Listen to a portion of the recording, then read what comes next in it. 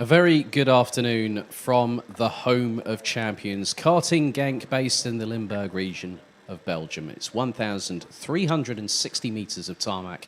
It's welcoming 6 different Rotax-powered classes over the course of the next 20 races. And as you can see, the sunshine is with us in full abandon, hardly a cloud in the sky. Good afternoon, it's Alex Goldschmidt, your official commentator here.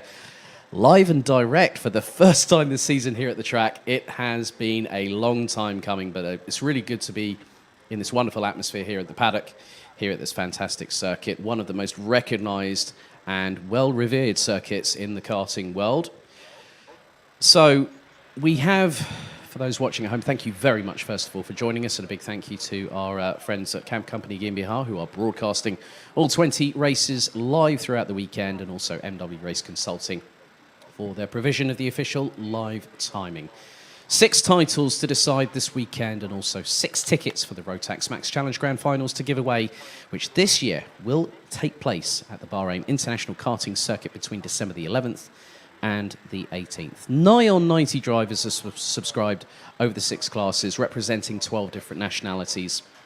And for those watching on your screens, you can see pretty much all of the 13 drivers that will contest in Micromax this weekend. Coming out of the second round, obviously no Micro or Minimax action at the opening round of the season back in early April, and also the BNL Karting Series kickoff in late March, obviously due to the times that were upon us at that particular moment. But it's great to have the youngest classes back from the Rotax racing family. Coming into this round, Tom Pappenberg leads the way on a total of 86 points, 17 ahead of Boris Maximov. Lorenzo Koch rounds out the top 3, a further 8 points adrift, so 25 points covering the top 3 positions. Stig de Rademaker was the only other driver that secured a victory this season. Actually, that was on pre-final on day 2 of the second round of the championship at Karting de Fagne in Marienborg in the Gauvin region. Vic van Kampenhout, Jente Moonen, Lucas Dodder and Methis Biesens have all put points on the board. We've got quite a few new faces. A couple of Brits have joined us. James Roberts and Jack Freeman, both from the United Kingdom, running with Sodi Vitesse. We've got their awning here, so run under Mark Barrett.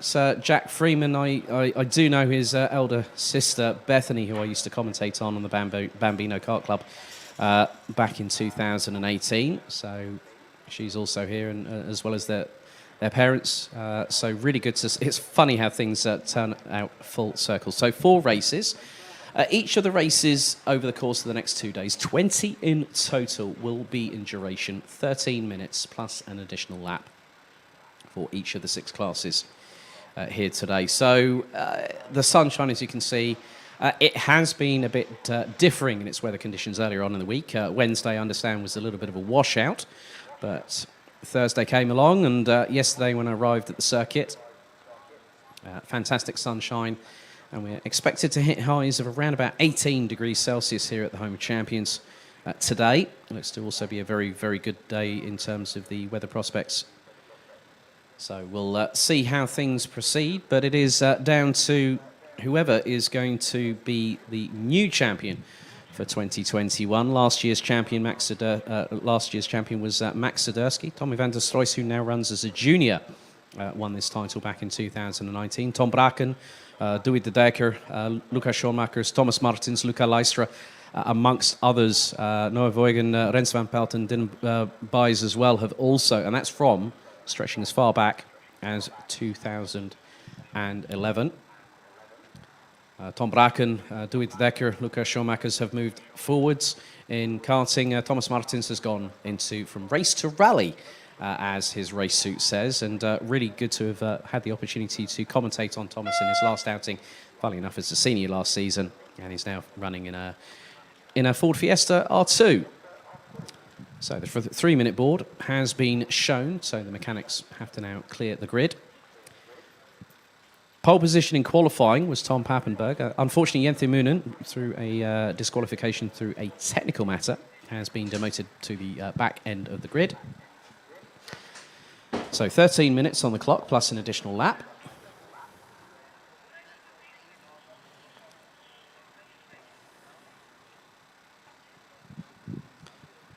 And also for the benefit of those at home, you might be able to see in the description on the YouTube stream the times for today's races. Now, this is subject to any delays or stoppages that we might have over the course of the day. However, one thing that we are guaranteed of here at the BNL Karting Series, an international series in its own right, there is going to be some fantastic racing action. And tomorrow afternoon we'll crown our weekend winners. We'll also crown our champions and give away those 6 prestigious Grand Finals tickets to the Rotax Grand Finals in Bahrain in the latter part of December.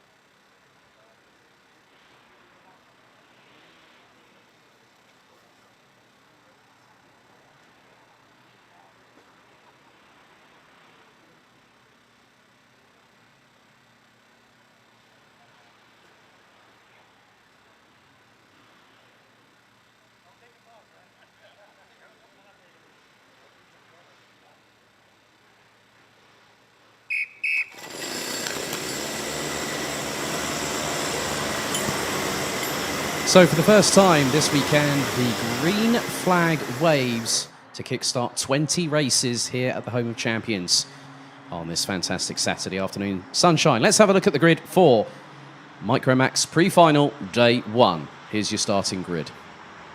Starting from pole position from the Netherlands, it is Tom Pappenberg, and it's an all-Dutch front row courtesy of the number 30 of Boris Maximov.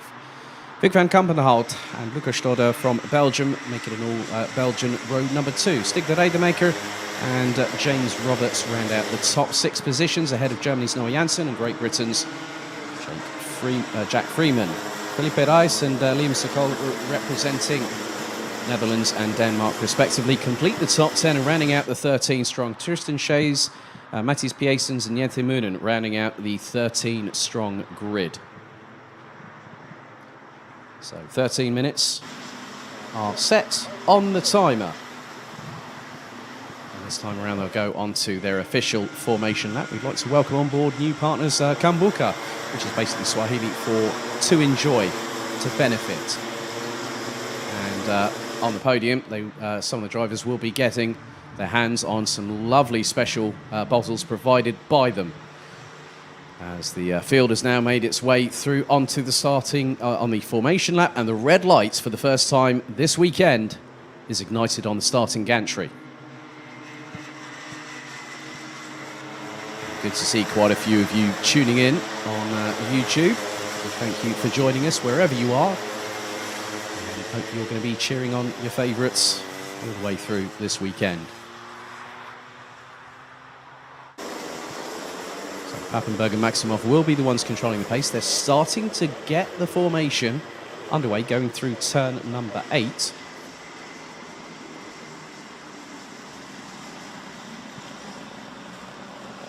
So the journey to Bahrain for one individual, or multiple individuals, starts now.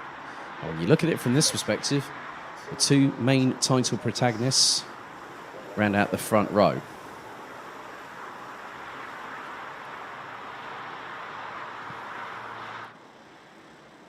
And that's nice and neat and tidy. Rolling start, 2x2 formation, customary in Rotax racing circles. So Papenburg and Maximov on the front row. Papenburg on pole. Out of the final corner, into the tram lines. Revs rise. Are we ready? It's lights out, we're off and away, and a good start by Papenburg to take the initial advantage as they're all swarming 2-3 abreast at the very, very least going through into turn 2 for the first time. They can use the runoff area for the first lap, but after that it will be classed as a track limits, excess track limits, and will be given a 5-second time penalty. Vic van Kampenhout has already jumped past Boris Maximov in the early phase of the race to get up into second position, but Tom Papenburg leads them down the Europolan for the first time into turn 7, very tight at right and then left into the sweeper at 8. Papenburg's got a comfortable gap in the early proceedings. That looks to be at least 8 kart lengths. So they filter their way down through into the right-hander here at turn 10 for the first time. Through they go, nice and neat and tidy. Lukas Storder looks to be in 4th position as Papenburg leads them out of the final corner to complete lap number 1. And Maximov looking up the inside, looks like there's a bit of a side-by-side further back. Lienthe Moonen looks to be clawing up the field. And Maximov now gets past Van Kampenhout to take back second position. I've got Storder right with them in the number 12. Noah Janssen from Germany up into P5, having started down in 7th. And you can just see some of them are trying to look to see if they've got the opportunity of going through into turn 7. Side by side, looks like Jack Freeman involved in a side-by-side battle going through into turn 7. The young Brit. So 11 minutes and 13 seconds on the clock remain. Papenburg has stretched an initial advantage, and Maximov now needs to lead the train to claw him in. Last time around it was 0.646 between first and second position. Storder's got a good run on board. Maximov looks to the inside across the stripe to go for third. Up into turn 2, a little bit further back. No, looks like Lienthe Moonen and Stig de Rademacher going across the line side by side. At this particular juncture, Lukas Storder does not get through to take third place. So Van Kampenhout keeping the rear axle of that number 24 as wide as possible, but then to the outside going through into turn 7. If Lukas Storder gets this one done, that will be a beauty, but doesn't.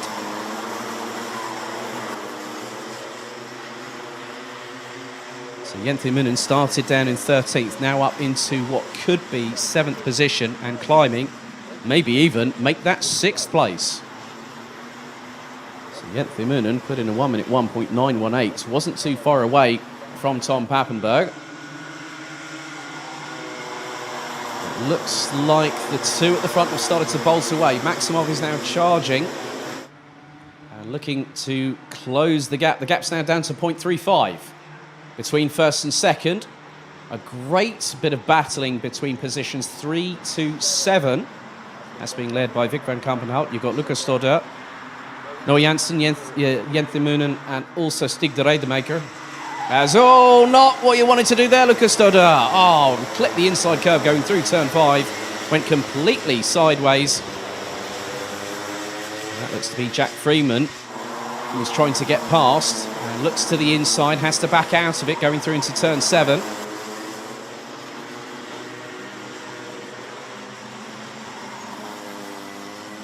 He's got Tristan Shays on his back bumper, has the number 93. So 4 minutes down, 9 to go. Top 2 were 3.5 tenths of a second apart last time around. Could be a completely different story this time around because it looks to be a little bit closer. But not close enough for Boris Maximov to get the drag, but a little bit further back.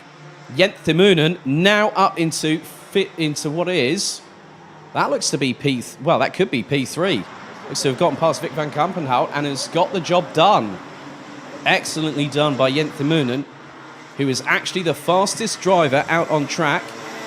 The number 10 at 1 minute 2.238. Now on to lap number 5 of this race. Maximov last time around was 3 tenths behind Papenburg.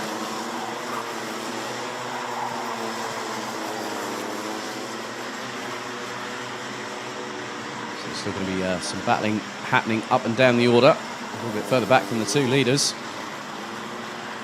8 minutes still to go, plus an additional lap. And Maximov now swarming all over the back bumper of Papenburg. And this is on for the race lead. Could even decide the race victory. Across the line, nothing between them. And that was 65 thousandths was the margin between the pair. And the lead has changed through turn 2. Maximov absolutely knew that the job had to be done early and got it done in the right way. Right frame of mind, made it nice and clean. Papenburg stays behind.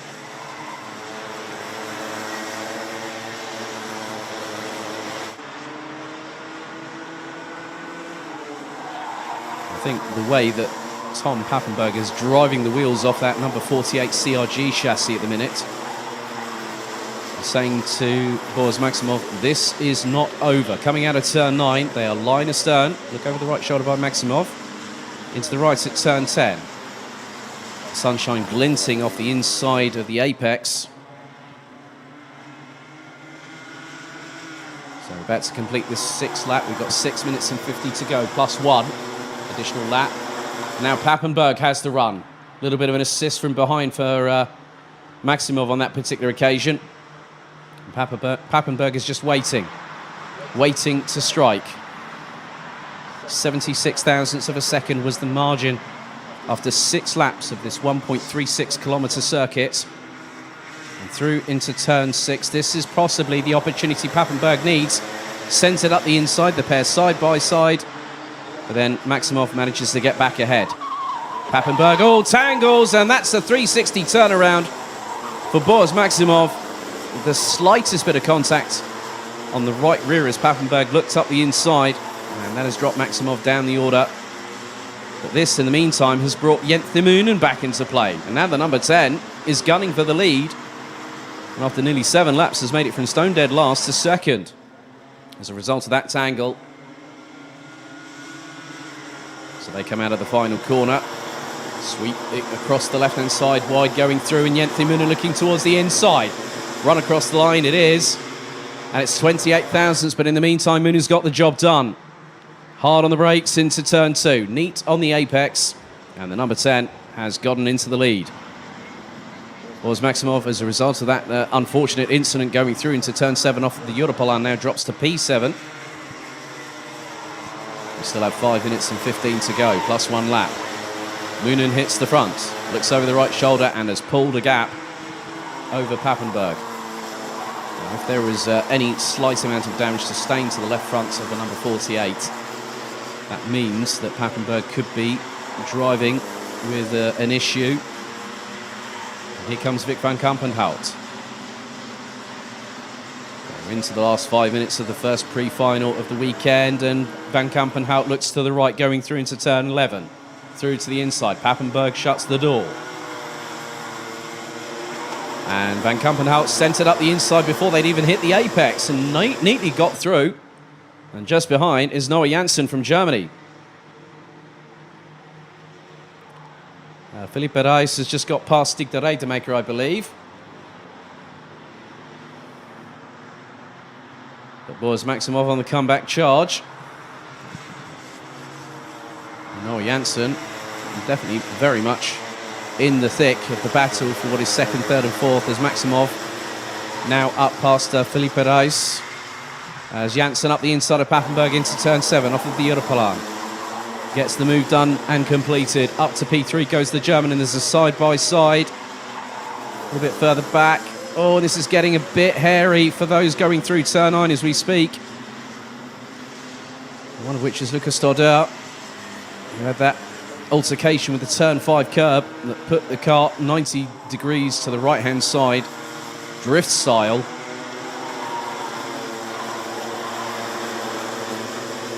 But Jens Moonen has an unsurmountable lead at the moment, 2.864 seconds. Vic van Kampenhout as, oh, that was close between Lucas Stodder and Stig de Reidemaker, and it looks like Papenburg is coming under salvo fire through turn 4. Now into 5. into the right-hander here at 6 that brings them onto the Europalan, and this is a 5-way scrap. And now Pappenberg has got de Rademaker closing in. Stordeur. Felipe Reis nearly has a little bit of a touch with the right rear of Stordeur, and then James Roberts is closing in on them. And there is a change, so Roberts has got past Felipe Reis. There's Jack Freeman in the back. So go through turn 10. Roberts has to avoid and hits the sausage curb going through turn 11. That puts 2 wheels on the left-hand side skywards. And Jack Freeman was able to keep round the outside of the 37 of Roberts to take another position. And this battle here, Boaz Maximov now past Noah Janssen. Up into P3 goes the Dutch driver. Felipe Reis battling away as Tom Pappenberg is fighting a losing battle in this one. In terms of looking at the championship dynamics, Boaz Maximov will take home from this race, will be, I think, 13 points, as there goes Maximov. Make that, hang on, is that second position?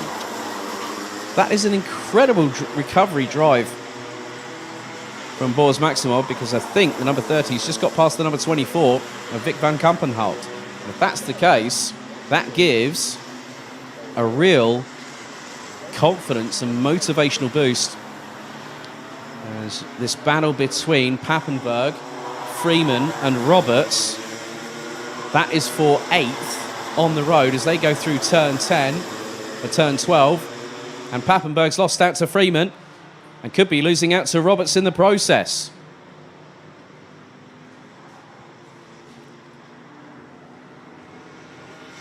And that is the case, that Tom Pappenberg, 9th place, that will give him, I think, 6 points. 6 or 7 points there.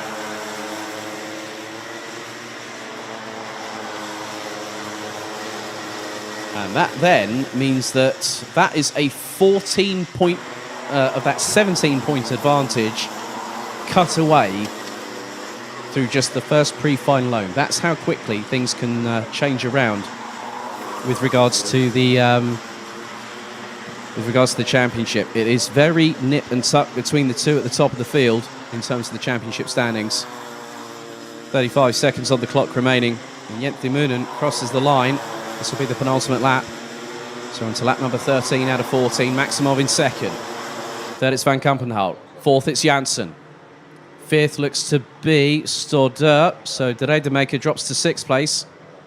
Felipe Reis now in 7th. Jack Freeman and James Roberts have now both got past Tom Pappenberg, who completes the top 10 positions. Liam Sokol from Denmark, Tristan Shays and Matthias Piesens now round out the 13 strong. Piesens about to cross the stripe. A little bit further back, there is some battling happening. Felipe Reis on Stig de Rademaker going through turn 7. Timer has now expired. So we'll have the final lap board now. It is prepared and ready on the start-finish line. The first driver to see it will be Jente Moonen. Stone dead last at the beginning of this race. And this sets up an interesting dynamic for the final later on this afternoon, which will take place at 14:45 local time. Final lap board is out. Moonen's already put through turn 2. Maximov, Van Kampenhout, Janssen trying to control it under the brakes. The back end trying to step out on the number 31 Comp Kart chassis going through turn 2. And Pappenberg has dropped significantly. This is not what the young Dutch driver wanted. And there is Matthias Piet. That is Stig de Rademaker out of the race on the final lap.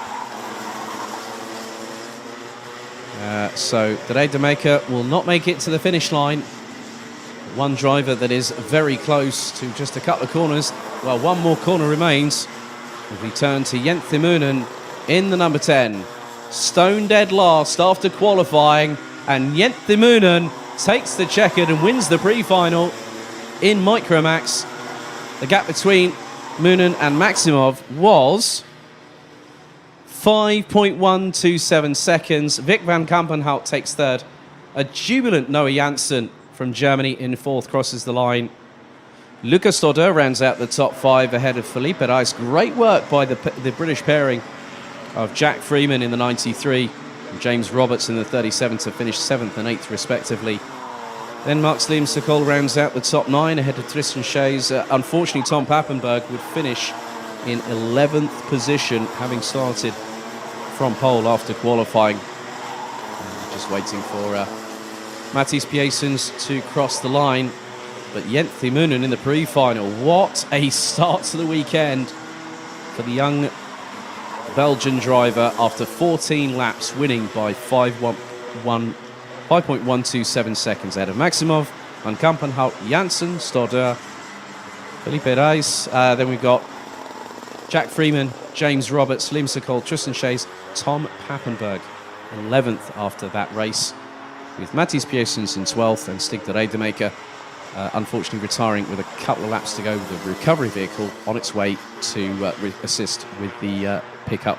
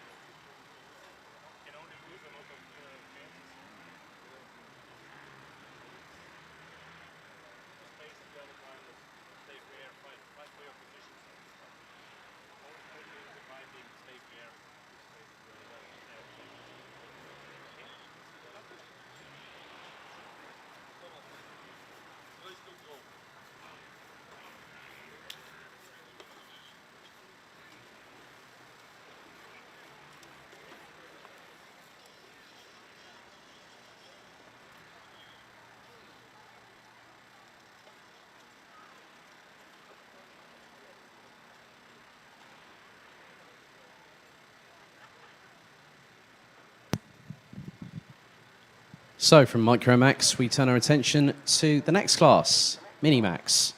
And again, as with Micro, we had the same situation regarding their inclusion into the championship this year. No appearance at the kickoff, no appearance at round one. Nevertheless, there is going to be a title decided this weekend. And coming into this round after what was a very, very torrid set of weather conditions 3 months ago at Karting de Fagnes in Marienborg, we do have a championship leader. Matej Radenkovic is leading the championship by 18 points ahead of the 108 from the Netherlands, Mies Huben. Max Soderski, who last year did win the Micromax title, moved up to Minimax this year. Unfortunately not with us, so Lawrence Herboz, Tay Stevens, Mats van Rooyen might even have a chance at a step on the podium this weekend. We do have 9 competitors. No penalties issued post-qualification earlier on today.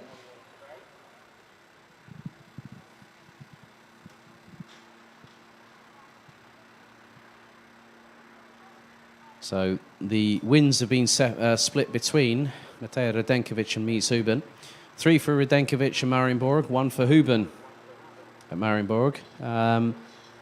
The honours for second places in races have been Radenkovic 1, Huben 1, and Max Swiderski was second in the pre-final and the final on day 1 at Marienborg. So, despite there being only 9 drivers, we're going to see some great racing from these competitors here,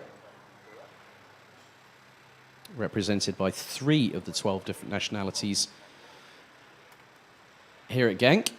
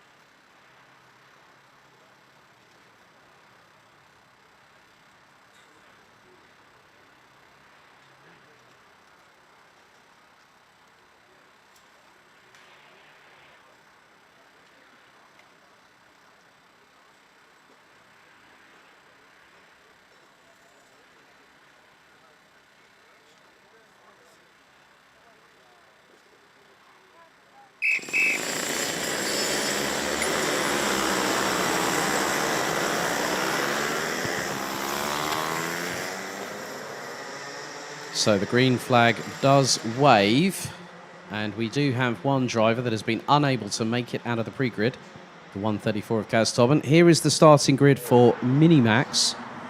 Pre-final, day 1. So after time qualifying, it was nip and tuck between Matej Radenkovic and Mies Huben. 59.076 for the 196 from Huben Power. So he took pole. Huben will be alongside on the front row. It's Lawrence Herboz and Thijs Stevens, the 198 and the 182. Jake Menton in the 131 and Mats van Rooyen complete the top 3 rows. Looks like Kaz Tobin has actually managed to get out of the dummy grid. He's filtering through into turn number 2 as we speak. Down to 3, and is due to start 7th. And if Kaz Tobin is able to take the place, he's meant to frequent on the grid. It will be alongside the 122 of Lars Lambers, with Latvia's Bruno Brazelis in the 138, rounding out the 9-strong grid.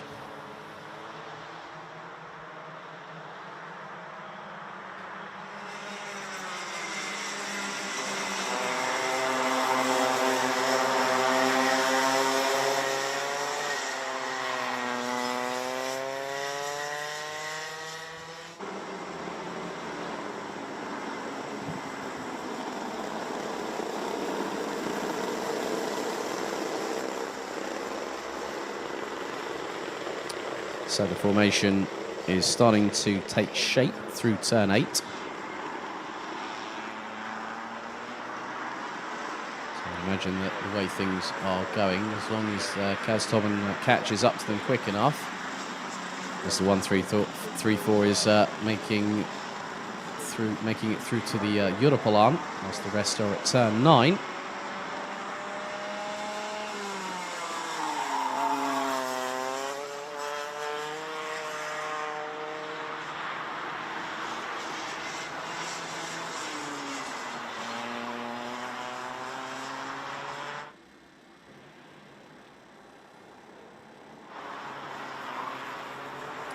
Kaz Tobin might be able to take that place. Hang on a second. Let's see if this does happen. And looks to be pulling to the back of the grid, which is the only logical conclusion. So, 13 minutes on the clock. Red lights on the gantry, into the tram lights. Revs rise. Are we ready? Lights are out. We are away and going, and we've gone racing. And Mies Houben is being hung out to dry a little bit. Courtesy of Lawrence Herboz, I believe, as they make their way through into turn 3 for the first time. All a little bit sideways from the back rear.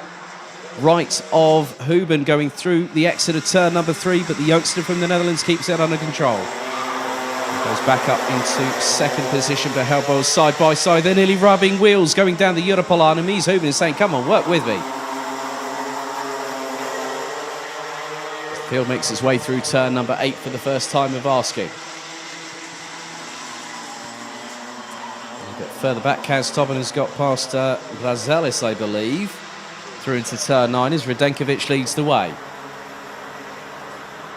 Followed by Houben. Followed by Herboz. Then it's Dave Stevens and the 182 that rounds out the top 4, right on the back bumper of the driver in front. So Radenkovic leads after the first lap. Gap between him and Houben is 0.384. Side by side nearly as Stevens looked up the inside of Herboz going into the approach into turn 2. Herboz keeps it planted. Jake Menton rounds out the top 5.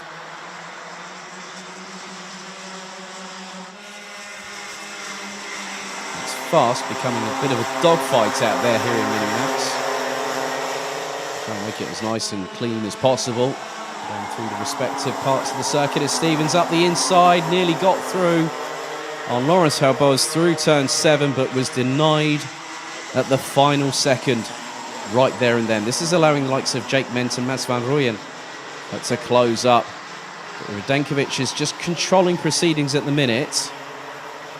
However, that's going to evolve over the next 11 minutes and 10 seconds, plus an additional lap is anyone's guess. And yours, ladies and gentlemen, is probably as good as mine. Lap 2 in the books. Radenkovic still leads. Houben in second. Herboz, Stevens, Menton, Van Rooyen.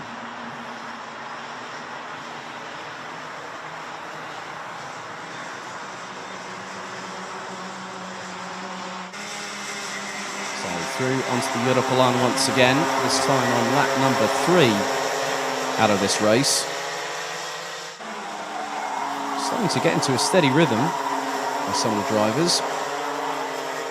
Kaz Tobin, who was due to have started in 7th position, but due to an issue, the engine not being compliant in starting up, that meant that he had to start from the back end of the grid, but is trying to close down on Laurens Lambers from Belgium. 3rd and 4th still being hotly contested. Herboz still keeping Dave Stevens at bay. Through into turn number 12 once again. Radenkovic looks to have opened up that gap on Mies Houben. The gap was 0.6. It's now 0.8. Herboz has got Stevens right behind. Menton has got Van Rooyen not too far behind either. But the biggest battle is between Herboz and Stevens for P3. Through turn 4, now into the left-hander at 5. Before the sharp braking zone into the right-hand hairpin at 6, going onto the Europolan. Stevens at the moment doesn't, well, is looking again up the inside. It's side by side between the pair, and Stevens gets the job done this time. Neatly executed by the 182 from the Netherlands. So Herboz now drops down to 4th place, and quickly behind is the number 131 of Jake Menton. So everyone giving it their all. I know that Mies Houben's got a slight hand injury, but nevertheless he's just grinning and bearing it and just going through and just racing his heart out. That's all we can ask of these drivers at the end of the day. 1.188 seconds is the gap between the two at the front of the field. But the move from Dave Stevens through turn 7 off of the Europlan was mightily impressive to see. 8 minutes and 40 to go, plus an additional lap in this one. I bet your bottom dollar there's going to be a few more changes over the next few laps. As Jake Menton now is fractionally behind Lawrence Herboz for what is P3.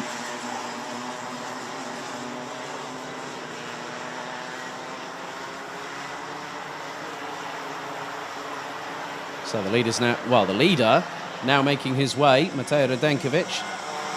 Always got time for enthusiastic support networks, and Matej Radenkovic's dad is definitely one of them. So is Nico Huben, Mies' dad as well. It's a lot of parents that really do. They go through every single emotion when it comes to racing. You know, I know some parents don't like looking at the start. It's always heart in the mouth, eyeballs on stalks, especially with the youngest categories as well. But Radenkovic is charging away from Huben and is galloping off into the distance. But then things a little bit further behind now. Matej Radenkovic has set the fastest lap of the race, a 59.380 on the completion of lap number 4.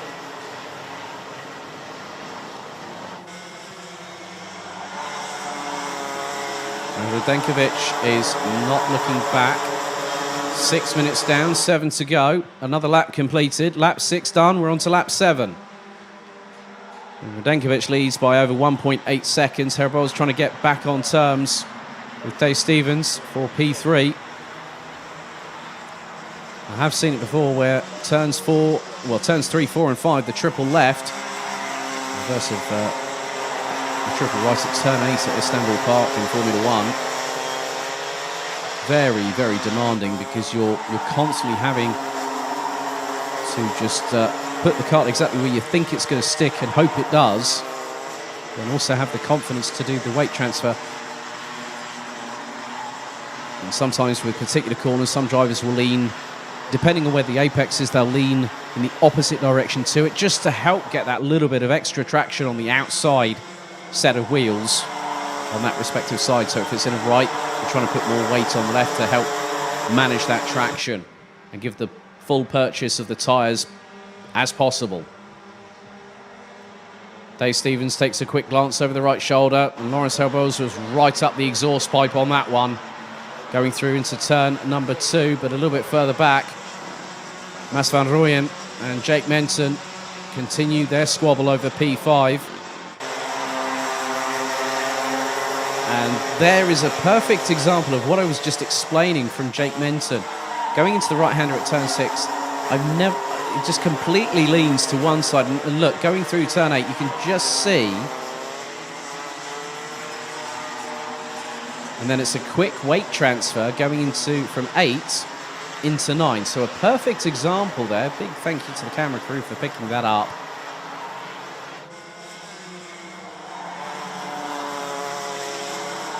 But apart from the battle between Jake Menton and Mats van Rooyen, the battle for second's really starting to get a bit heated under the collar, so to speak. Mies Huben, Dave Stevens and Laurens Herboz, they were covered by less than half a second after 8 laps. And if Dave Stevens was any wider going through turn 3, I think Laurens Herboz would have had an opportunity to get up the inside and get through to P3. And it was close then again, going through turn 6 onto the Europolan. On the back straightaway they go. Dave Stevens looks over the right shoulder and prominently sees Laurens Herboz front and centre right behind.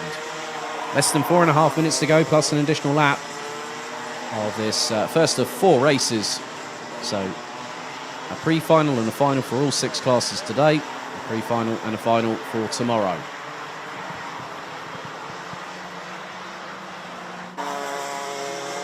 Radenkovic comes out of the final corner again. Now we're going to head on to lap 10.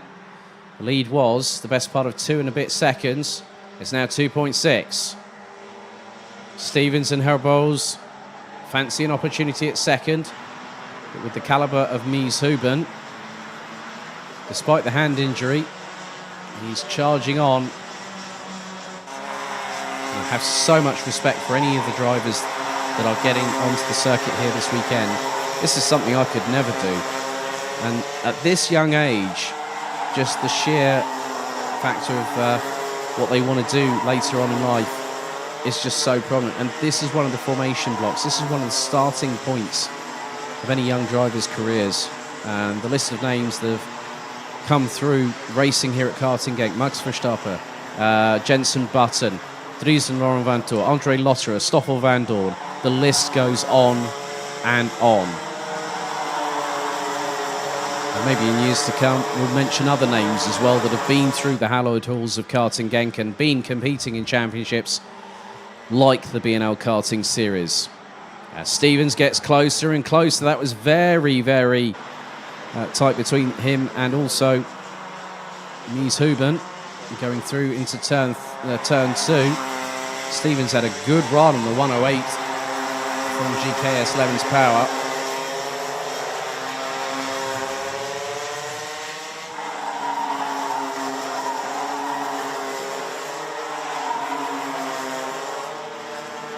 We're into the last 2.5 minutes.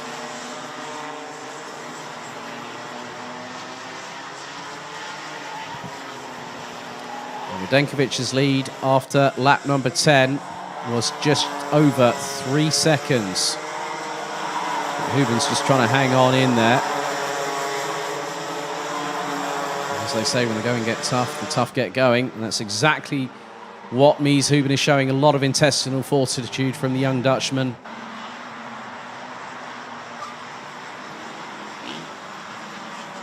So every single one of the 9 drivers that started this race are still circulating. We're on lap number 12.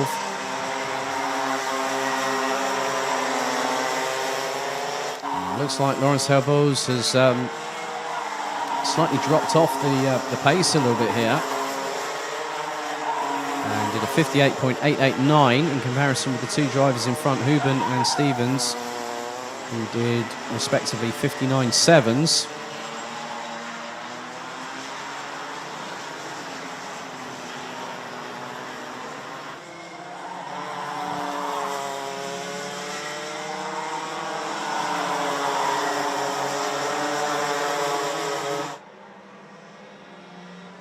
So with the pace, I think we're going to have 15 laps of completed circulation around this circuit, 1.36 kilometers. And Radenkovic is 3.7 seconds ahead of Mies Huben, who has done a fantastic job of just staying in second. Initially tried to close in on Matej Radenkovic, but Radenkovic was wanting to scarf her away into the distance. There is Jake Menton and Mats van Rooyen right on the back bumper going through the right-hand sweeper at turn 8 into 9. Menton runs a little bit wider coming out of the corner, and that could give van Rooyen the opportunity for 5th, because we're now going to go on to the penultimate lap of this race. So 13 laps completed, 2 to go. As he crossed the line, did Radenkovic with 6 seconds on the clock. And is now 4 seconds ahead. Huben and Stevens. Now second and third still. They've been like this for quite a time, but will Stevens, in the next lap and a bit, manage to close in and pass the 108? Not if Mies Huben can help it. As through into the apex of turn 6 onto the Europalaan. Stevens looked for a gap. It wasn't quite there, but still nailed the outside apex coming through out of turn 7. And Huben read the move. Timer has now expired, and Radenkovic will be now exiting turn 11 very shortly, and does so. But the battle for second and third really waging on. Last lap board now being shown to Belgium's Matej Radenkovic. This will give him his 4th victory of the season, as Huben has got Dave Stevens closing, and closing fast. But Huben was able to break the toe. Stevens unable to use the slingshot momentum into turn 2 that was used to good effect at the opening salvo of the race as he got past Laurens Herboz. But Radenkovic now about to hit turn 7. At the end of the Europalaan for what is going to be the 15th and final time. Huben now realises he's got to defend because Stevens is closing in and is right with the 108. This is going to go down to the wire if Stevens nails the apex coming through turn 12. As Radenkovic now exits turn 10 and into 11. Huben's looking over his left and right shoulders respectively because the checkered flag is now being prepared. Out of the final corner, Matej Radenkovic wins a 4th time this season. And Huben's going to hang on, it looks like. Yes, he's gotten away from Tay Stevens, and Huben takes a well-deserved 2nd position. Tay Stevens takes 3rd place ahead of Laurens Herbo's. Mats van Rooyen got past Jake Menton to secure 5th on the final lap of the race. And Lars Lambers, Kaz Tobben and Bruno Brazalis round out the 9 strong. But Matej Radenkovic, that was a dominant, calm, composed performance. So let's have a look at the final results from that one. Matej Radenkovic wins by just over 4.5 seconds ahead of Mies Huben. Tay Stevens narrowly misses out on P2, ends up 3rd. Laurens Herbols, Mats van Rooyen, Jake Menton, Lars Lambros, Kaz Tobben and Bruno Brazalis from Latvia rounds out the 9 strong that finished all 15 laps.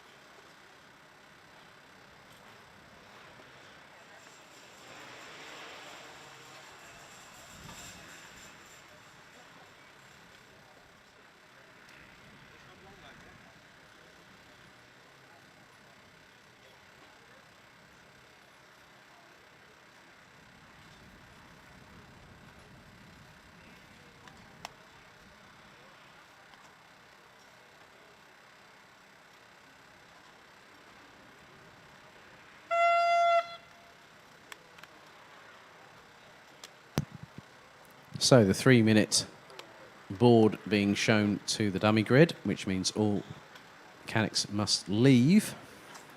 So the final good luck wishes for the drivers. Could I also now ask that number 70, Felipe Reis, please go to the stewards immediately. Felipe Reis, an entrant, number 70, Micromax, to the stewards immediately. Thank you.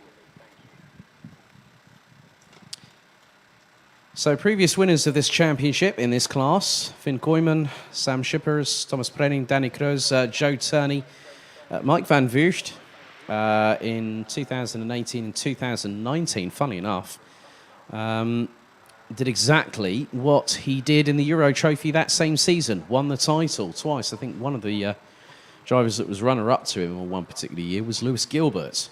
Tim Gerhards was the winner of the championship last year. Clayton Ravenscroft is also on that alumni. Funny enough, Joe Turney, 2 years before he won the senior road tax title in 2018, won the junior road tax title. So quite a few drivers have made their way up into other categories, whether it be karting. Also, one other driver that has been running in junior road tax in years past, Corby Powles, is actually running in the FIA RX2 World Rallycross side of things. And I think, if memory serves me correctly, he's only at Spa-Francorchamps this weekend. So we wish him all the very best of luck this weekend. He's had a win this season in Rallycross, so been very impressed with how he's been doing in that one. But coming into this weekend, Kai Rielert has a 64-point advantage ahead of Matthias Turlo. Farin Mega rounds out the top three. Job Briefeld in fourth. Thomas Stolsamanis was here for the first round of the season, but has been racing elsewhere, so picked up 3 victories that weekend, along with Job Briefeld.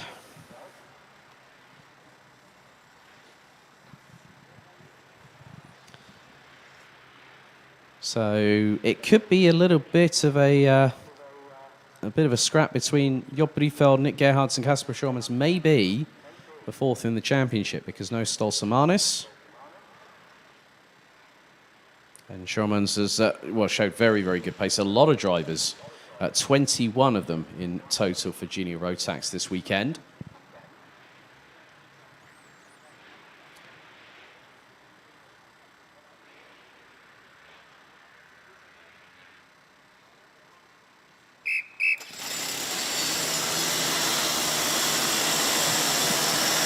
Green flag waves at the end of the pre-grid.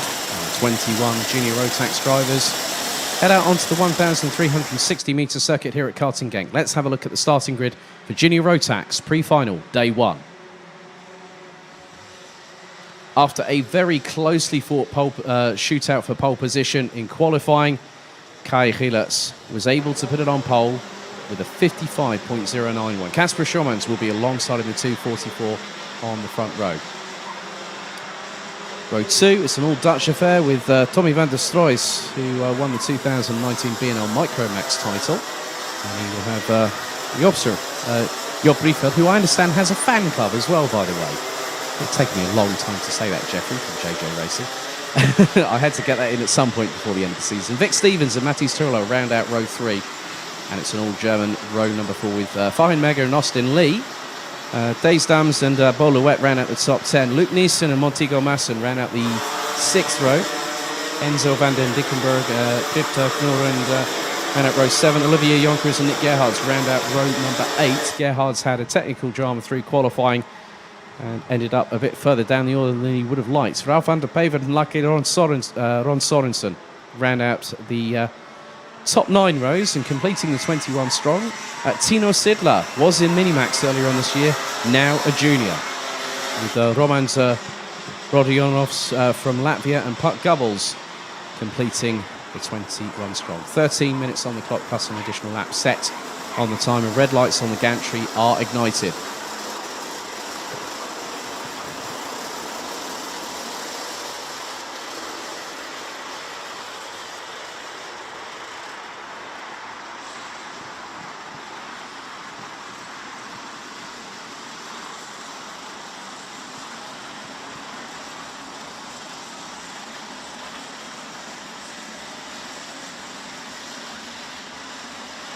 So current air temperature around about 16 degrees Celsius. Looks to hit highs around 17 to 18 a little bit later on today. And it's perfect day. It's a perfect day for racing. So it's Rielert and Schormans on the front row. Van der Stroys, Briefeld, Stevens, Turlo, Mega, Lee, Dams and Louet. That is your top 10.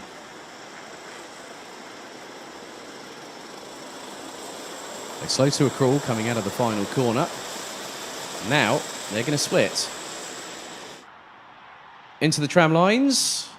Revs rise. Are we ready? Lights are out. We're off and racing.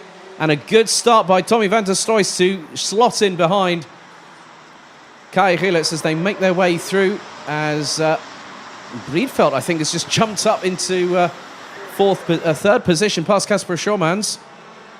As Austin Lee looks to have made up a position going through turn 5. That was a great move there. And another one, courtesy of Farin Mega on, there's been a little bit of a drama. That is the 268 Ralph van der Pever. It's all a bit, getting a bit elbows out. As one of the normal side of things that us commentators tend to say on a regular occasion when people are getting well and truly stuck in. But Gilles has gotten an initial advantage, but not by much, because Tommy van der Stroys, running with Combi Kart Racing Team these days. I remember as a micro, he was running on a parallel chassis. Now he's gone to Tony Kart. He's been running in chrono karting more recently. And he's closing in. The gap was 2.5 tenths of a second to the decimal point. Breedveld, Mathis Turlo, Farin Mega, Vic Stevens, and Austin Lee. Kasper Schormans has actually dropped down. Looks to be about 7th or 8th position for the youngster who started on the front row. Some good initial confrontations, not leading any into major incidents as such. But van der Stroys is not. He's keeping Gilles very honest. Now I understand that, and I have seen this on the confirmed entry list for the Rotax Max Euro Golden Trophy taking place here at this circuit in a month's time. But Gilles is going to make the jump to seniors. Now that's going to be impressive to see, but at the moment, Mathis Turlo is closing on Job Breedveld and has gotten through by forcing the door open. And that's now going to allow Farin Mega to close on in. He's got Vic Stevens all over his back bumper. Kasper Schormans has got past Tees Dams. There has been a change, so I think that is Vic Stevens has made the move on Farin Mega. That is the case. They're making their way through in towards turn 9. The gap between Gilles and van der Stroys last time around was 0.219. Gap could be slightly extended, but not by much.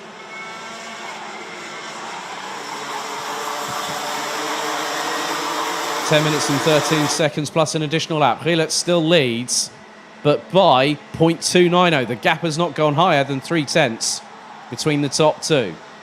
Turlo versus Breedveld. And Breedveld looking to try and get back past Austin Lee. Is now closing in on Kasper Schormans, I believe. So Schormans has gotten past.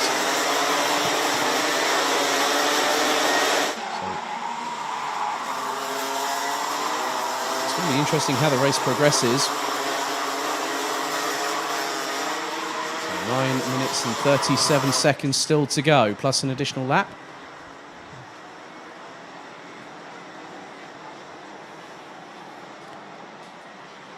So Austin Lee is sandwiched in the middle between Kasper Schormans and Tees Dams at the minute.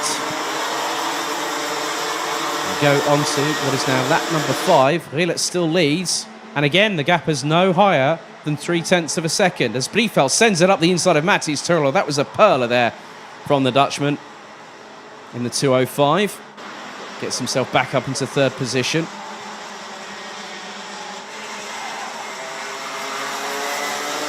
Things are concertinaing, things that the gaps are shrinking now, because when drivers start to battle, and this is customary in this type of racing, but as soon as two or three drivers start to battle, they start losing pace, they start losing momentum, and most importantly, lap time.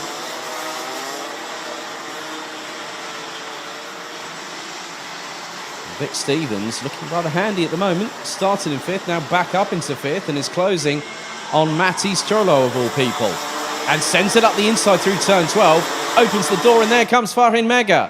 Mathis Turlo through turn 12, loses 2 positions at the drop of a hat. And now drops down from 4th to 6th, but he's looking to try and get his way past Fahin Mega. Kasper Schurmans is ahead of Austin Lee. Thijs Dams and Luc Neeson round out the top 10 positions.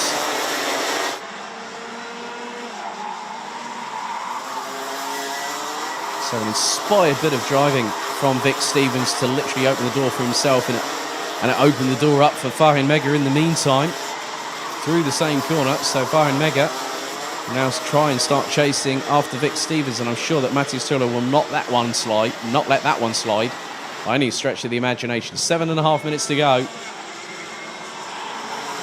That's complete lap number 6 and on to lap 7. Gap between Gilles and Van der Stroy is now a 10.5. Van der Stroy was close enough, and if he decided he wanted to, he could have put it up the inside of Gilles. But sometimes that is easier said than done.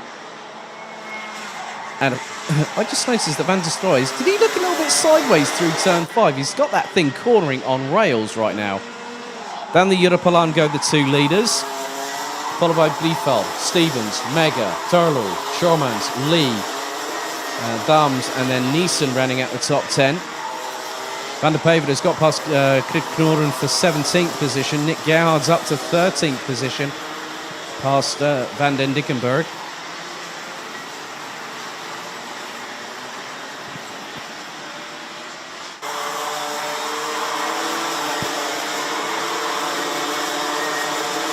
Now Van der Stroy is again 0.161 behind Gilles.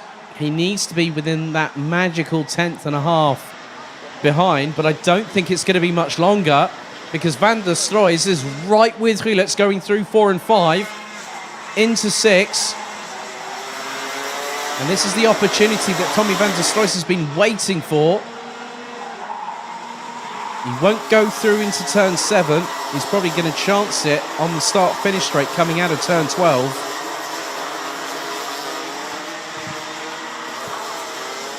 And Vic Stevens, in the meantime, is the fastest driver out there by, what was it, the best part of a 10th of a second, 55.565 seconds.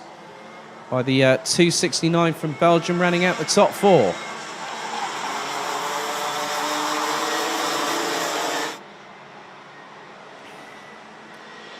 And Van der Stroy's right on the back bumper going through into turn 1, then into 2. The momentum carry that he got through the slipstream coming out of the final corner, it was only when they went across the start-finish line did it start to accelerate his car and propel it forward, but didn't really give him enough of a chance to react to slingshot up the inside of Gilles. Thijs Dams looks to have gotten past Austin Lee for 8th position. So the 223 representing Germany. Now down in 9th.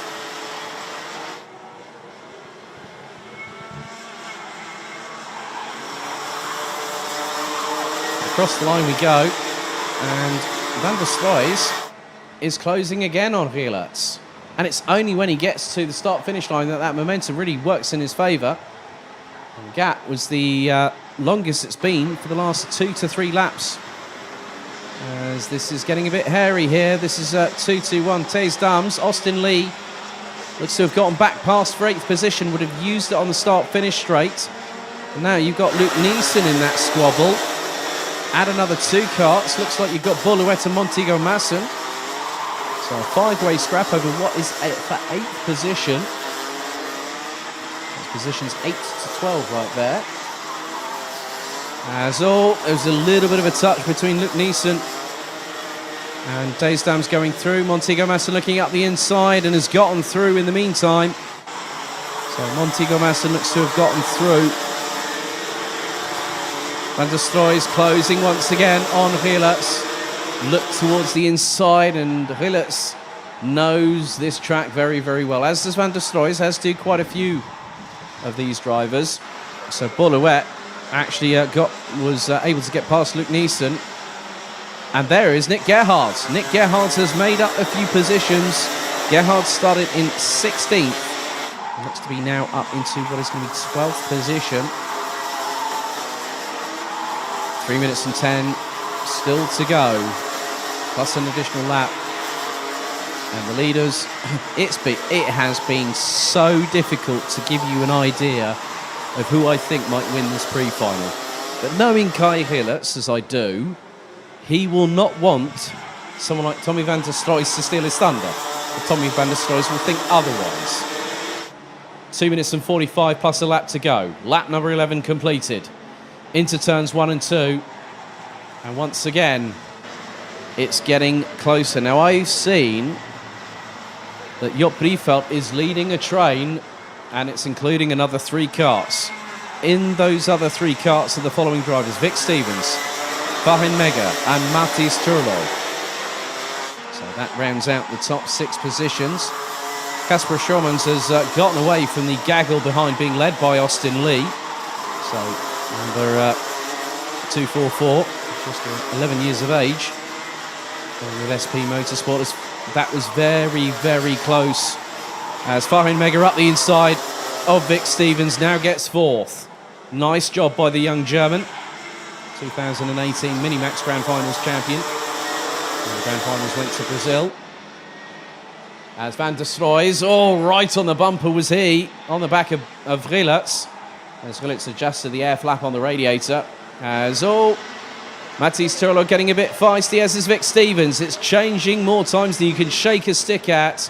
And Vic Stevens gets back up into 4th. Matthijs Turlo nearly had an opportunity to get past Farin Mega. And Mega's back up the inside of Stevens through turn 6. There's a bit of wheel rubbing there between Turlo and Stevens. This could get very nasty very quickly. Through into 7. Stevens stays ahead of Turlo.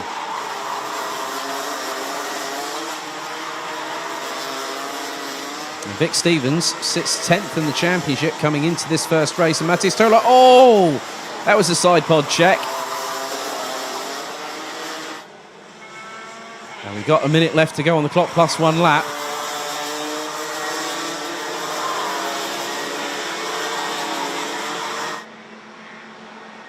So the pace they're running in the 55.6s at the front. As Stevens and Turlo at it again, like a pair of petulant children, fighting over the last swing in the playground. And again, it goes to Vic Stevens, but that's allowed Farin Mega to get away. Probably to the tune of maybe the best part of 3 to 4 tenths of a second, judging by the distance between Mega and Stevens.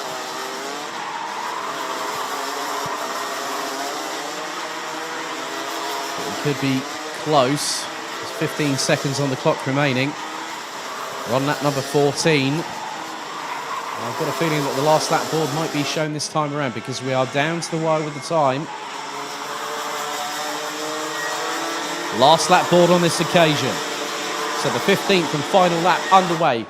Van der Stroys is now going to try and do something if he wants to get past Hillertz and get the race victory. He sweeps to the outside coming out of 2 to get a good cutback going through 3. Carry the momentum through 4 and 5. Sideways again. I can see that he's controlling a slight initiated drift. And out of turn 6, Hillertz. That's getting rather feisty there. Hillertz puts the block on in front of Van der Stroys.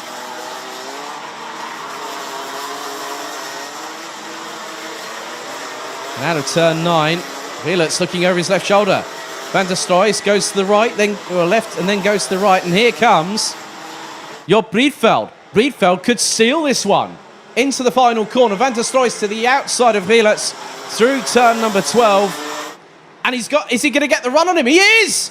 Oh my goodness me! Tommy van der Stroys pips Kai Hillertz by 4 100ths of a second. I'm so excited about that one. I nearly couldn't get my words out right. But what a determined young individual. Van der Stroys pips Kai Hillertz to the flag by 4 100ths. And waited until he got it done. Briefveld was there.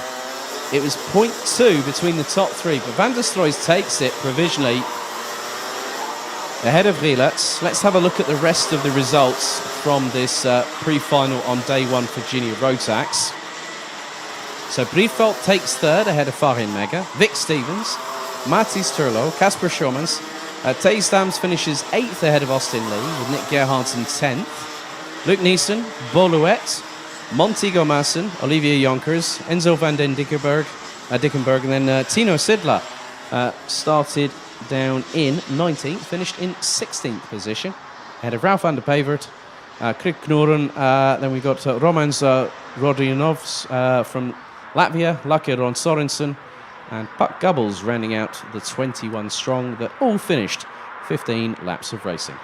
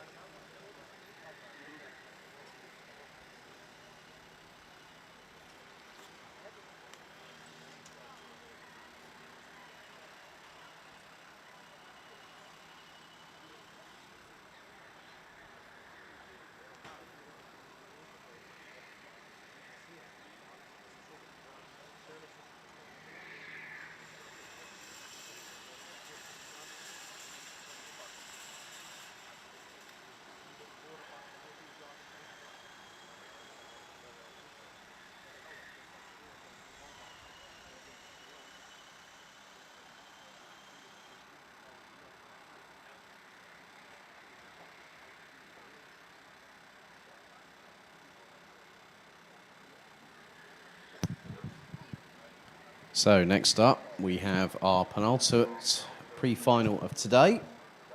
And Senior Rotax about to get underway. 27 drivers, the highest subscribed class, as always, in the BNL karting series. Previous champions, well, of which we have two on this grid, Sean Butcher and Dylan LaHaye, Joe Turney, Glenn Van Parijs, Oliver Askew, Philip Morin amongst those.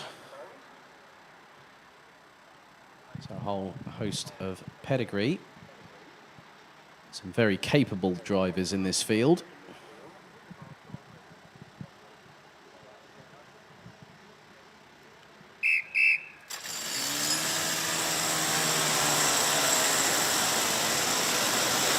So, green flag waves at the end of the pre-grid. 27 Senior Rotax drivers about to go racing for 13 minutes plus an additional lap. Let's have a look at pre-final day one grid for these drivers.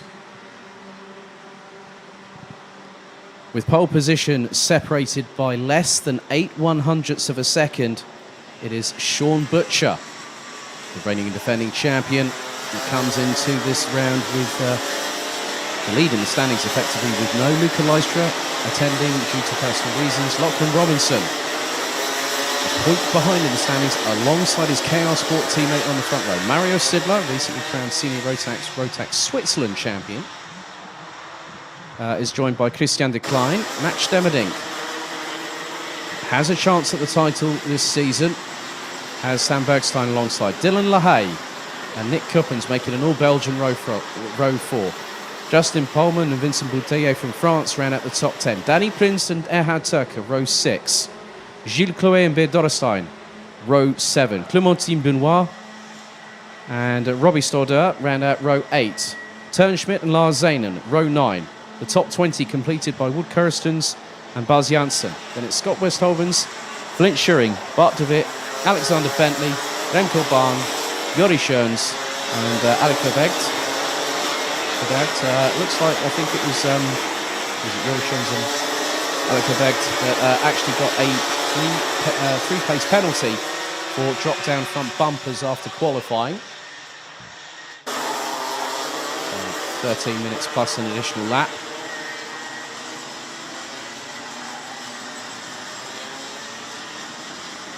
So 4 more races for these drivers will decide the title for 2021.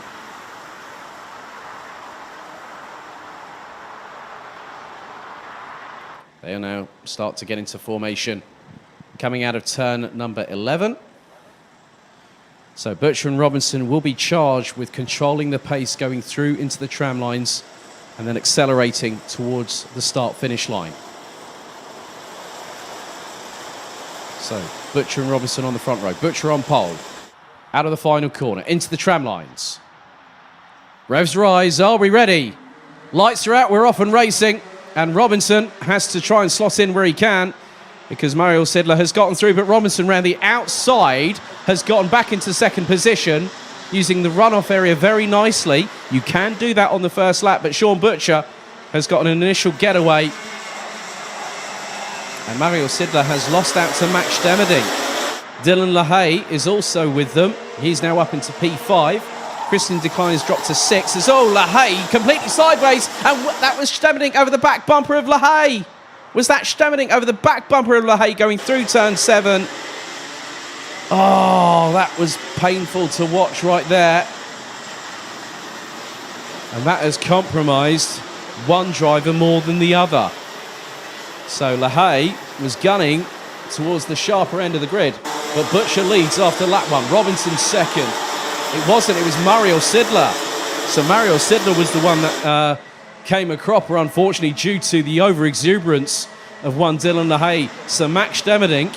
So the 3 in the title picture are 1, 2 and 3 in this race. It's very much game on for the championship here in the BNL Karting Series in Senior Rotax. A real shame for Mario Sidler, because he put himself in the right position at the right time. And Christian de Klein is now trying to chase down the top 3. And LaHaye down into stone dead last. And Mario Sidler's now 25th after that altercation.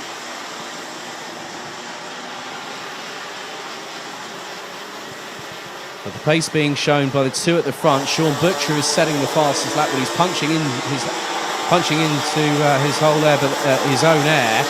And effectively, Robinson has closed in on him, and Robinson has gone sub 55. Gap was 3/10 last time around, and the gap is not even that going through turns 4 and 5 between the two. They've got a lot of racing respect for each other, and they're good friends off the track. And we've also got the likes of Danny Prince and Nick Cuppens, who respectively are 6th and 5th as things stand. Alec Verbout is actually right up into what is now 17th position, having started right from the back of the grid. And Butcher and Robinson, I think, want to get away from the rest, and that includes the driver in third, Max Stemmerding. Gap between the top two now, 0.291.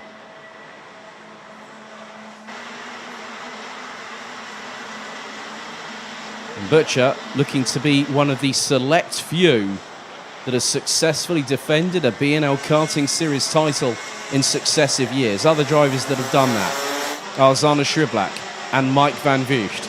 Those are the only two names that I've seen that have done that in the BNL Karting Series history from around 2011. 9 minutes and 42 seconds to go, plus an additional lap. The two leaders, Butcher leading Robinson, Stemmerding, decline. That rounds out the top four. Then it's Nick Cuppens and Danny Prince. Just behind there, Beard Dorrestein and Justin Poleman. Sam Bergstein and Gilles Coué round out the top 10. Justin Poleman has gone in previous lap around and put in the fastest lap of anybody, 54.941 from the Dutch driver. As Danny Prince looking on a possible move on Nick Cuppens very shortly. 4 minutes down, 9 to go. And the two Dams Racing drivers make their way through into T5. Into 6, that brings them back onto the Europolan. And unfortunately, Bart de Wit has retired from the race on the very first lap. Mario Sidler and Dylan LaHaye now recovering through the field. Sidler now 21st, LaHaye now 23rd. And probably climbing another position or two as I'm uttering those very words.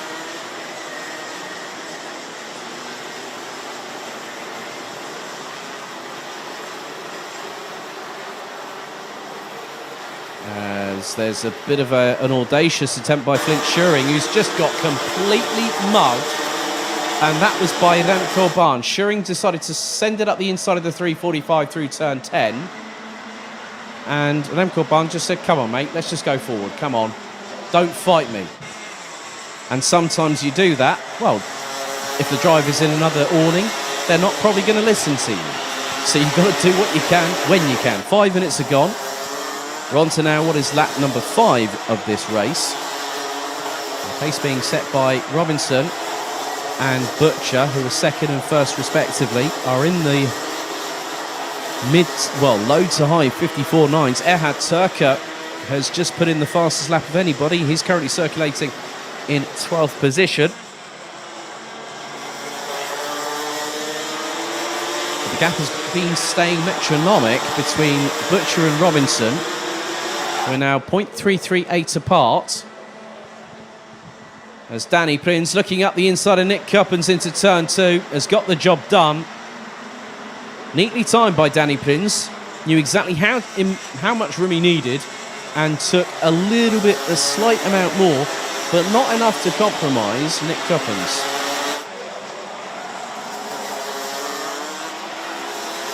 And Sean Butcher's put in the fastest lap of the race, 54.910 from the Aussie based out of London, running under a UK licence.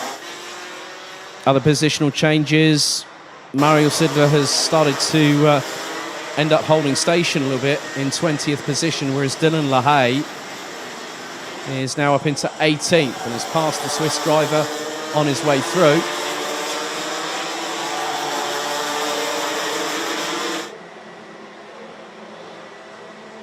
It's business as you were at the front of the field.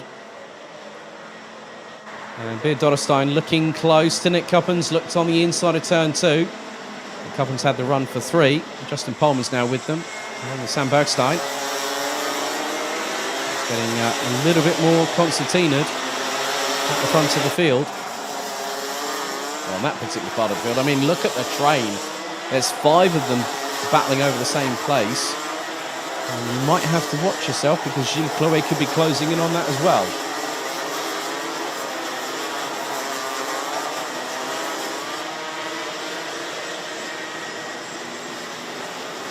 .5 minutes and 47 seconds still to go.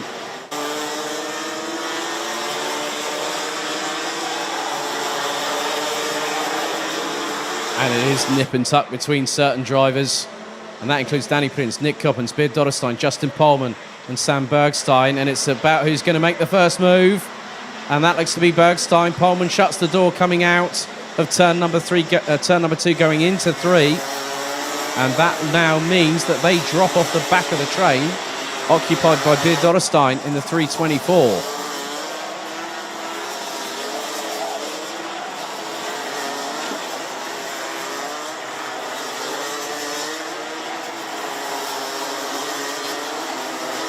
It's not over and done with yet. That was a bit clumsy.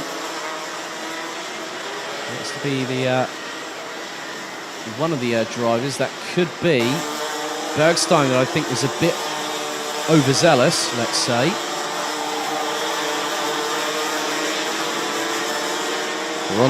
We're into double digits now, lap 10, and Butcher leads Robinson by just under 6/10.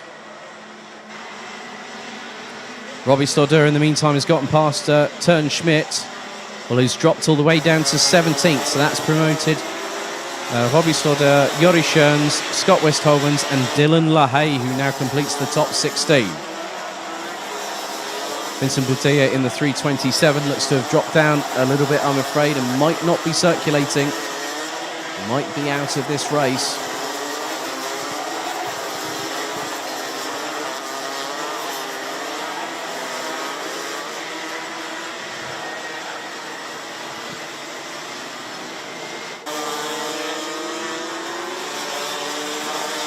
Still squabbles up and down the order.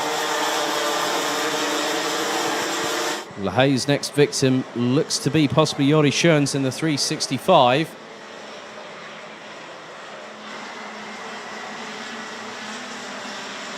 As we're fast approaching the last 3.5 minutes, plus an additional lap of this race.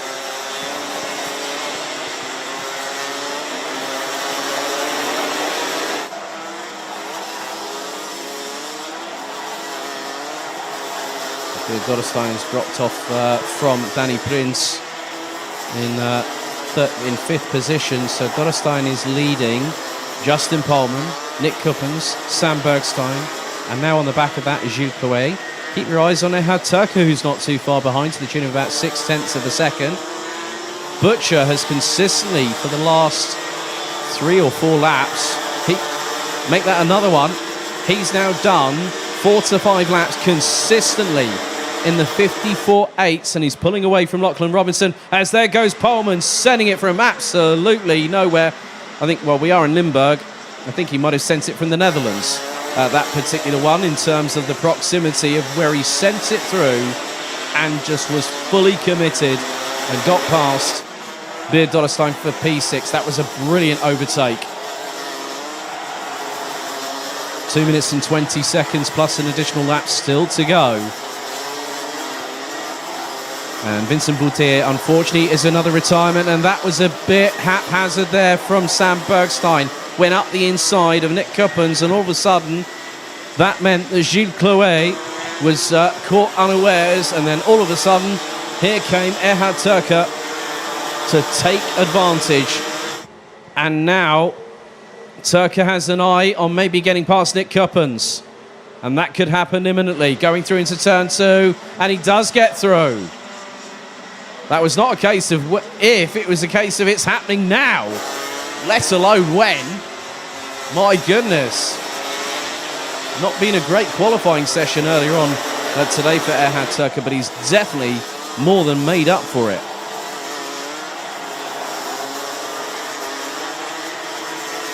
So we're into the last minute and a half plus an additional lap, and still there are battles to be decided That was Gilles. Now, who was that? That was Gilles Chloé on Nick Cuppens, and that was through turn 9. That was exactly a nigh on carbon copy of what happened with Sam Bergstein earlier on, probably a lap ago. Sean Butcher now crosses the line and still leads from Lachlan Robinson to the tune of just over a second. Now, Robinson has qualified, I think, for his 5th successive grand finals in a row, and Sean Butcher was one step away from the podium at the Euro Trophy. And looking at it from this perspective, Sean Butcher will extend what will be a lead of. Now, it was 1 point between him and Lachlan Robinson coming into this round. He will extend that by a further 5 points to Robinson, because it's 25 for a win, 20 for second. Stemerdink will keep himself in the hunt, but will lose another 4 points to Robinson. So you look at it from that perspective, the gap between first and third goes up into double digits. We're on to the penultimate lap. It's been an absolutely fast pace from the two in front. Butcher and Robinson just over 1 second apart as we speak.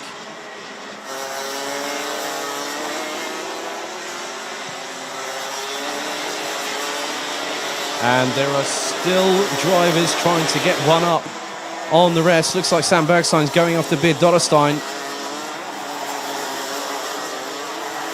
Intent on getting through. Bergstein wasn't close enough, I think, going through into turn 9. But now the final lap board is being prepared, and it's going to be shown to Sean Butcher and Lachlan Robinson. The pair cross the line. One more lap of this 1,360-metre circuit to negotiate. Max Stemerdink still rounds out the top 3. And is nearly 4.1 seconds off of Butcher. Looks like Chaos Sport have brought the WAF with them this weekend. And Butcher out of turn 6 for the final time down the Europalan.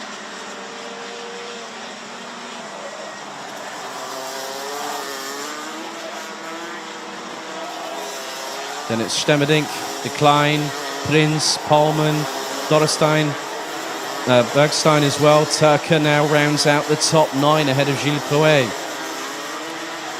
Alexander Bentley from Study Vitesse unfortunately has retired on lap number 12, but the checkered flag will now be prepared very shortly, and it's going to wave. Sean Butcher takes the opening victory ahead of Lachlan Robinson, and the gap closed down to 4/10 at the end of the race. Max Stemerdink, 3.8 seconds adrift of the winner in 3rd place. Christian De Klein and Danny Prins round out the top 5, followed by Justin Polman, Beer Dotterstein, Sam Bergstein, Erhard Turker making a great little bit of a recovery after a difficult qualifying earlier on this morning to finish 9th, with Gilles Chloé rounding out the top 10. Let's have a look at the rest of the results here in Senior Rotax pre-final on day 1. 11th was Nick Cuppens ahead of Laura Zanen. Dylan LaHaye rounds out the top 13, having had that clash with Mario Sidler on the very first lap going into turn 7. Robbie Storder, Jori Schoens, Mario Sidler finishes in 16th ahead of Scott Westhovens and Clementine Benoit, rounding out the top 18. Buzz Janssen in 19th ahead of Tern Schmidt, Remco Bahn, Flint Schuring, Alec Verbergt, Wood Kirstens rounding out the 24 that finished the full 16 laps of racing here at Karting Genk, with Alexander Bentley retiring lap 12, lap 8 for Vincent Boutier from France, and Bart de Witt on lap 1.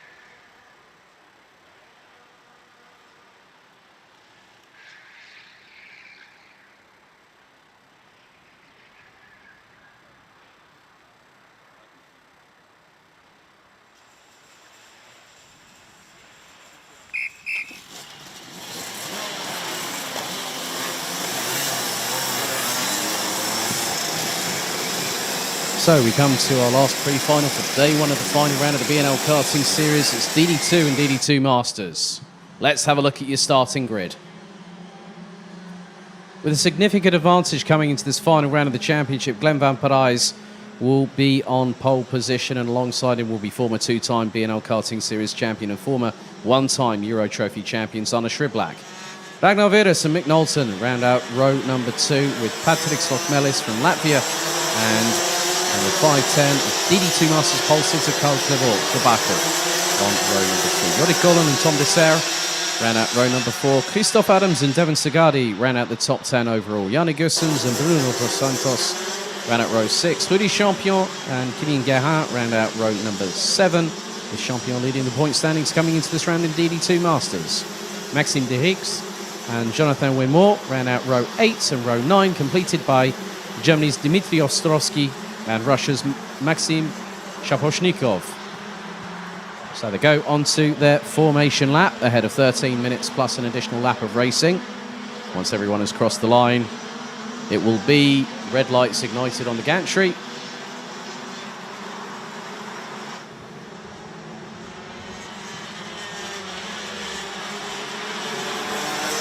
And that light has now subsequently been ignited.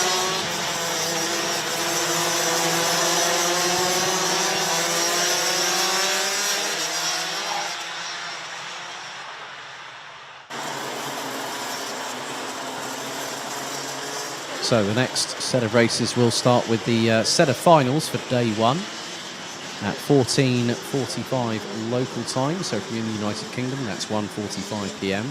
British summer time. And the clocks will go back at the end of the month.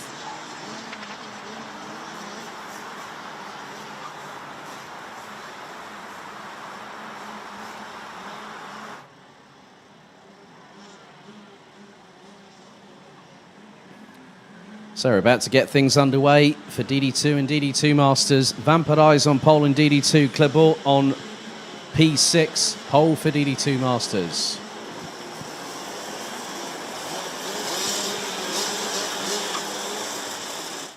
So out of the final corner, and they now head into the tram lines.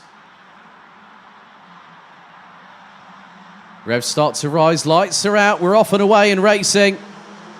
And Vampirize takes the initial advantage, and going through with him is trying to see whether Ragnar Vidas will do so. I don't think he has. Shriblack trying to go for the lead, and we've had a touch and a turnaround, and one of which is Tom Dessert in the 5:30.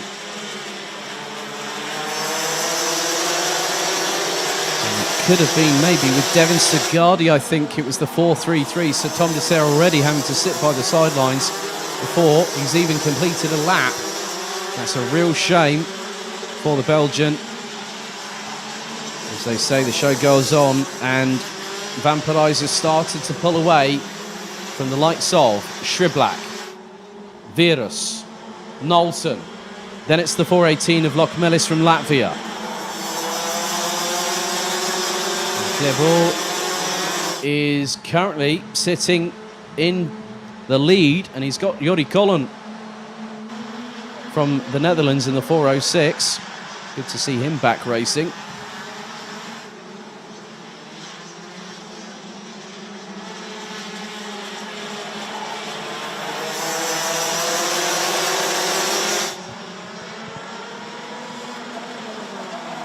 So Vampirize trying to strike an early lead in the books.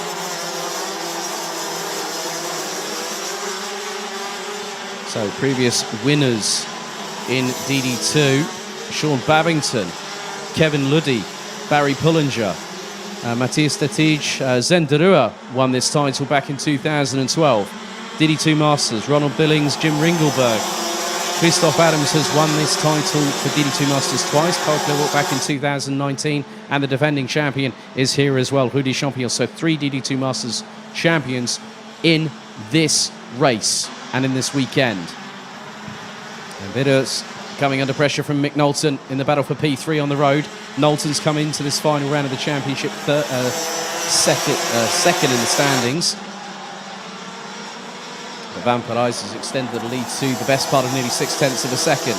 But everything seems to be closing up behind as Lokmelis is trying to close in on Knowlton for P4. It's not going to be an easy tool. It's not going to be an easy tool order for the Latvian to do that, but never say never. Shriblack is holding on for the minute. So fast approaching the first 180 seconds being completed in this race. We'll still have just over 10 to go as Vampirize crosses the line with a 7/10 of a second advantage over Shriblack. Virus was less than 2/10 behind. The Estonian looking rather close to the Belgian. And the Dutchman in the form of Mick Knowlton. Had a quick chat with Mick's dad, Noel, yesterday. I said to him, how's Mick feeling? He said, yeah, he's feeling good.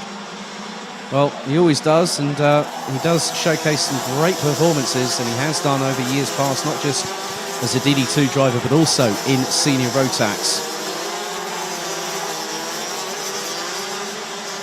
So at the moment, break it down in this sort of way. So DD2 Masters up first. Carl Clebot leading the way in 6. Christoph Adams now up into 8th ahead of Bruno dos Santos, who's 9th. That's the top 3 in DD2 Masters. And Rudy Champion 12th, but 4th. Well, 4th in DD2 Masters, 12th on the road. Jonathan Wimore down in 14th ahead of Dmitry Ostrovsky and Maxim Shaposhnikov. Vampirize in the meantime leads by a comfortable 1.1 seconds. And also good to see that he got a shout out on his Instagram story courtesy of the team that he ran with at the 24 Hours of Zolder. So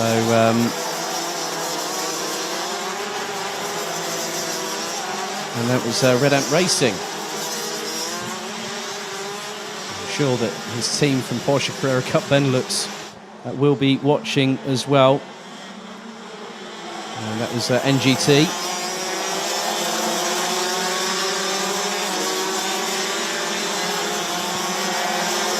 8 minutes and 25 seconds, and Sriblak has lost out to Ragnar Virus. So the Estonian hits the front of that three-cart train. Could be fourth if Lokmelis decides to do anything about it. As from literally nigh on nowhere, Kilian Gerhardt sent it up the inside of Maxim Didix and managed to outbrake himself and couldn't get it stopped. And there goes Rudy Champion up the inside of the 425. So Rudy Champion has now got past his countryman and has gotten through. But what's more important is the points that Rudy Champion will gain, because effectively he's fourth in this race in DD2 Masters. That's 13 points. But Karl Klibor is trying to make a bit more of an advantage between himself and Jonathan Wimor, who is currently down in 14th position and is ahead of Germany's Dmitry Ostrovsky, Maxim Shaposhnikov from Russia in the 577. So at the moment we do have 7 of the 8 drivers in DD2 Masters still circulating.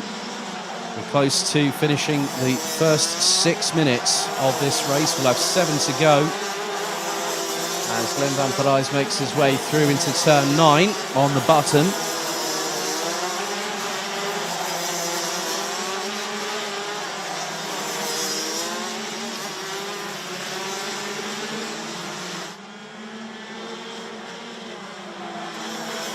And now Virus is trying to pull away from Sriblak. Now this might give Virus a little bit of an added incentive. I don't know if he's probably going to hear me. I mean, normally they do, I have heard it before when drivers have heard me whilst I've been commentating. Now Ragnar Virus, this actually helps him in terms of, you look at it from this perspective where you've got, say, Virus is in second. He's 5th in the championship. Mick Knowlton is 4th. He's 2nd in the championship. Zana Sriblak is 3rd on the road and, funny enough, 4th in the championship standings, but 3rd when you discount DJ Liberis. DJ, I hope you're watching. I hope you're well, buddy.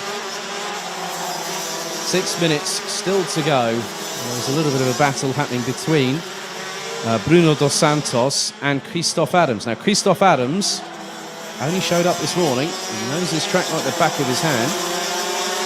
And Christoph Adams is currently, well, he's going to be ahead of Tom Dessert come the end of this race if he finishes where he does now, with the DNF, unfortunately, for the 5:30.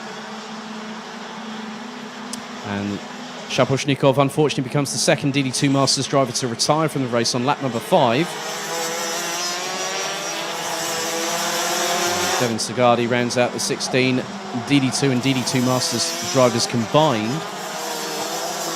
Still have 5 1/4 minutes left to go.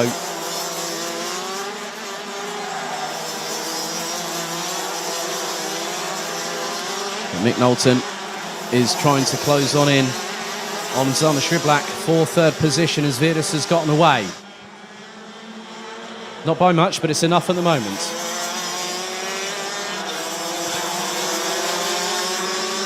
We now go on to lap number 10 of this race, and Van Parijs has got a comfortable lead, and the lead now is 2.255 seconds. Knowlton looking up the inside, nearly got through on turn 2, but had to back out of it right at the last second. He thought it was on, and it wasn't. But sometimes you have to bite your tongue a little bit, trying to go for respective moves. You think might be, yeah, I think that's a good move, but if you're 90% committed, the other 10% could be that crucial factor in you getting it all right or all wrong. And it wouldn't work out for the pair of them.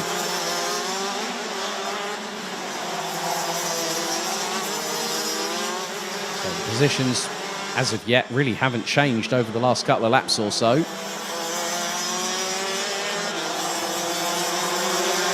But Knowlton's got a really good run on Sriblak coming out of the final corner.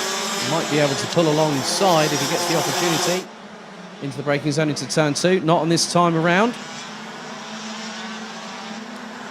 Lokmelis is in the ringside seat position, a little bit further back. I think just the lapwing's just keeping distance, so doesn't want to be unsighted, so to speak, if something was to happen in front. through into the chicane, through 7, now into 8. Van Parijs is just making his way into the right-hander here at turn 10. Just off the right-hand side of my position in the commentary box. And Lokmelis is closing. Van Parijs has put in the fastest lap of the race, a 54.006 as he crosses the line to complete his 11th lap.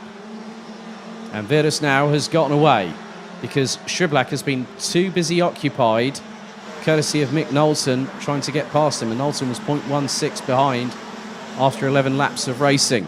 And that's the battle for P3 on the road. Lokmelis was 0.366 behind Knowlton as Knowlton bumps the curb going through into turn 5. Unsettles the back end ever so slightly. So he's had to wrestle with the wheel ever so minimally there, but just to counterbalance the upsetting of the kart going through onto those curbs. So into the last 2 minutes and 20, Van Parijs about to complete his 12th lap of asking. Virus, Schiblak, Knowlton, Lokmelis. That completes the top 5.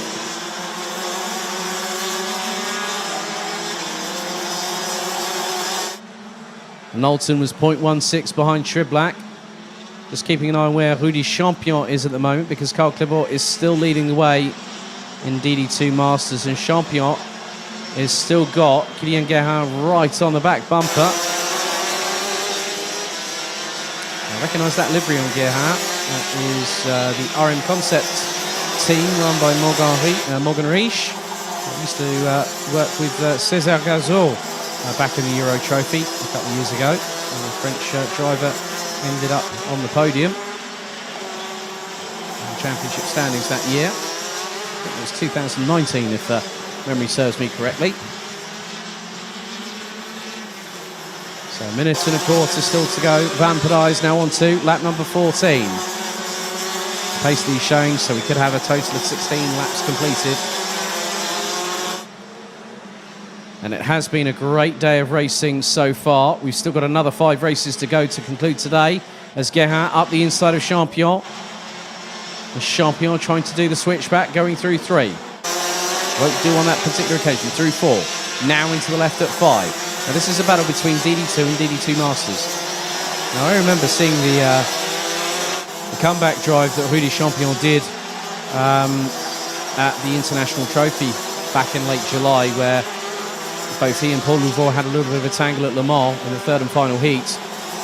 But Champion just came flying back in the pre-final and then went on to win the event. 20 seconds to go on the clock. And we're on to our penultimate lap of this race. Leading in the respective classes, Glenn Van Parijs at the front of the field in P1. Carl Clibot down in 6 is leading DD2 Masters. And we've had 2 retirements. Shaposhnikov and then Dessert, respectively out on laps 5 and lap 1. Timer has hit 0, so the next time around Van Parijs will get the final lap board. And he's on course for his 6th win of this championship season. He took 3 at the opening round at this circuit 6 months ago, and 2 at Marienborg 3 months ago. So 1 more lap remains for the Belgian from Bouvin Power. Through into turn 2, he has been as cool as ice as the 401. He got a gap and he's kept extending it. He did a 54.268 second lap time last time around, and he heads down the Europolan for the 16th and final time, not including the sighting and the formation lap. But the checker flag will now be readied on the start-finish line to conclude the first half of the racing action on day 1 of the final round of the season. And Virus will take a comfortable 2nd position, but out of the final corner, Glenn Van Parijs takes the win once again. He's 1 step closer to defending his title That was a brilliant, consummate professional drive. Ragnar Virus takes second. Zander Schriblak has to console himself with third in that one. Mick Knowlton trying to keep himself in the hunt for the runner-up spot in the championship standings. I think he might have kept himself out of harm's way on that one. Ragnar Virus in second. There you go. And Carl Klibor in P6 wins in DD2 Masters. Let's have a look at the results for this pre-final for day one for DD2 and DD2 Masters. So Glenn Van Parijs takes the victory ahead of Ragnar Virus with Zander Schriblak, Mick Knowlton and Patrick Snols-Lokmelis from Latvia rounding out the top five. Carl Klibor wins in DD2 Masters and takes sixth overall ahead of Jorik Olon from the Netherlands. Bruno dos Santos, runner-up in DD2 Masters, takes P8 ahead of Kylian Gerhardt. Rudy Champion takes what will be 16 points in DD2 Masters, having finished P10 ahead of Yannick Gussens, Christoph Adams, Maxim Derix, Kevin Sagadi, Jonathan Wimore, and Dmitry Ostrovsky, rounding out the 16 that finished all laps of the race, with Shaposhnikov from Russia and Dessert from Belgium retiring on laps 5 and 1, respectively.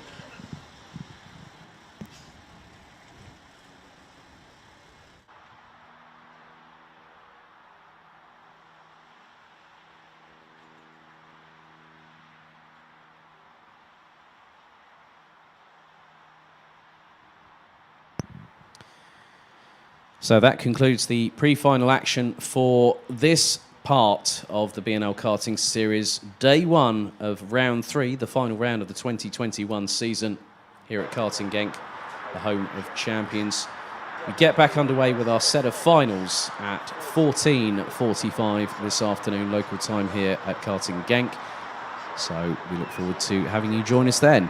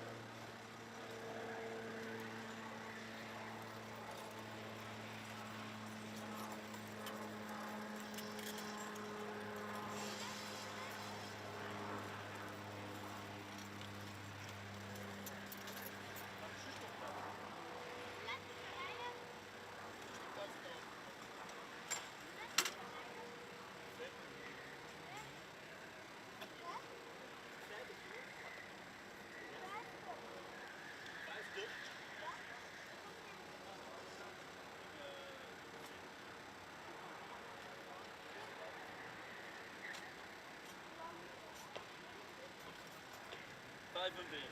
Gaan we rijden. Ja.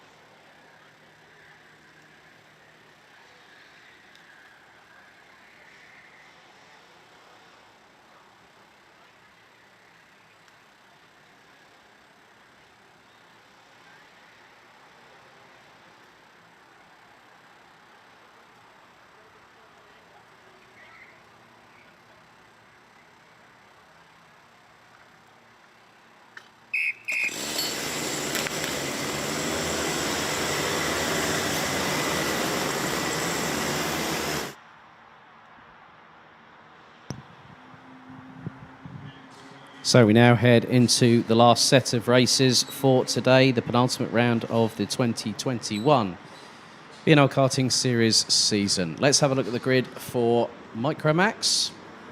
Following on from the pre-final, Janthe Moonen came back from stone dead last to win the race and starts on pole position as a result of that. Boris Maximov starts from second alongside Moonen on the front row. Vic van Kampenhout and Noah Janssen take up their positions on row 2. Lucas Dodder and Jack Freeman, row 3. James Robert and Felipe Reis round out the top 4 rows ahead of Liam Sokol and Tristan Shays. Tom Pappenberg, Matthijs Piesens and Stig de Rijdenmaker round out the 13 strong, with Rijdenmaker not finishing the pre-final. So 13 minutes on the clock plus an additional lap.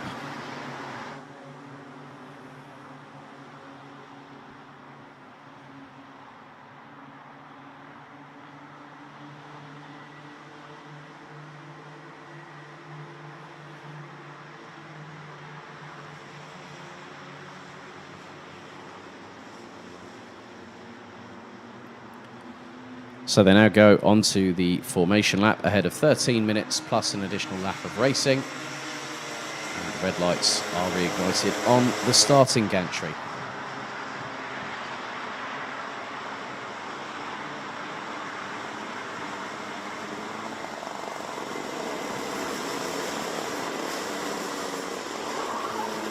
And once again, it's always great to see this, that they get into the formation rather quickly.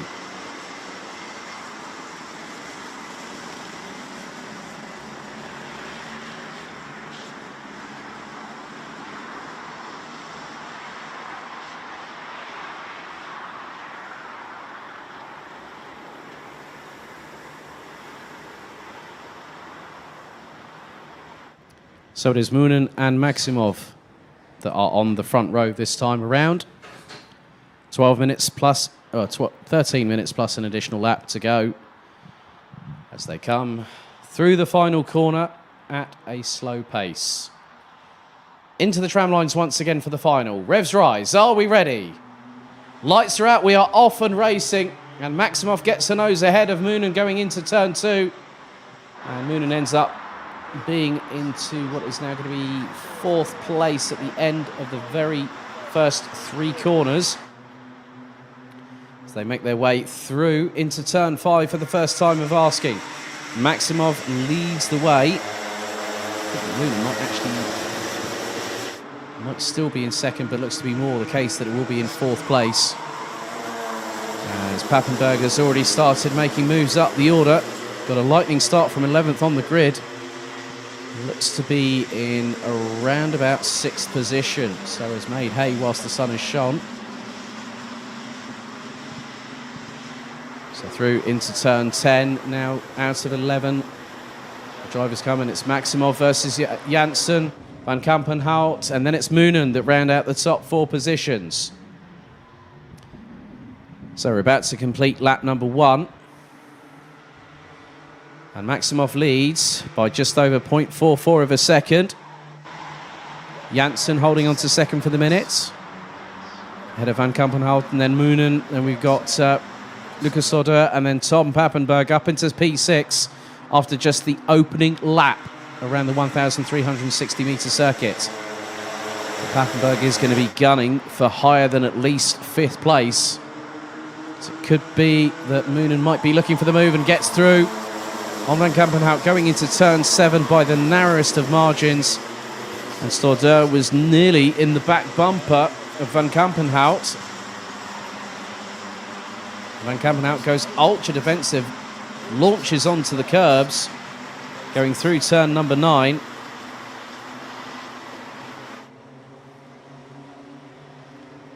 So they're about to come through to complete another lap.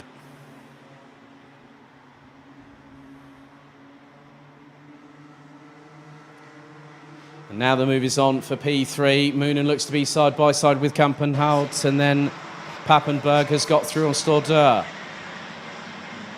And that was through turn 2, nicely executed by the pair of drivers there. Now Moonen back behind Van Kampenhout and has got Pappenberg right on the back bumper.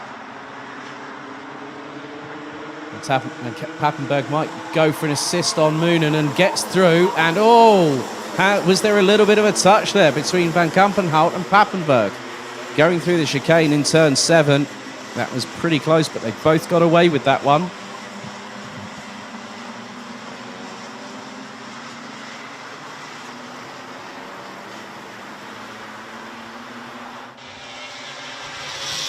So 3 minutes down, 10 to go, plus an additional lap. Pappenberg is sizing up. Moonen for a move for P3 as they come out of the final corner across the stripe.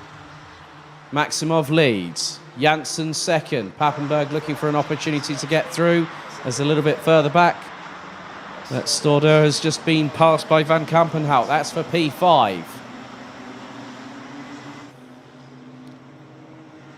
So every single one of the 13 drivers that started this race are still circulating.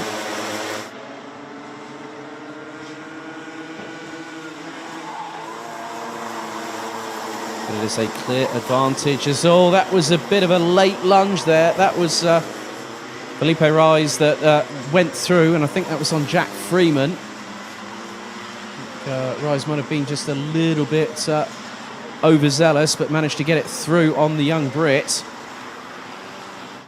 Justin Shays rounds out the top 11. But at the minute, it is still going to be nip and tuck between second, third and fourth because Janssen is trying to hold on. Moonen's right up the back bumper of the 31 and Tom Pappenberg is waiting in the wings.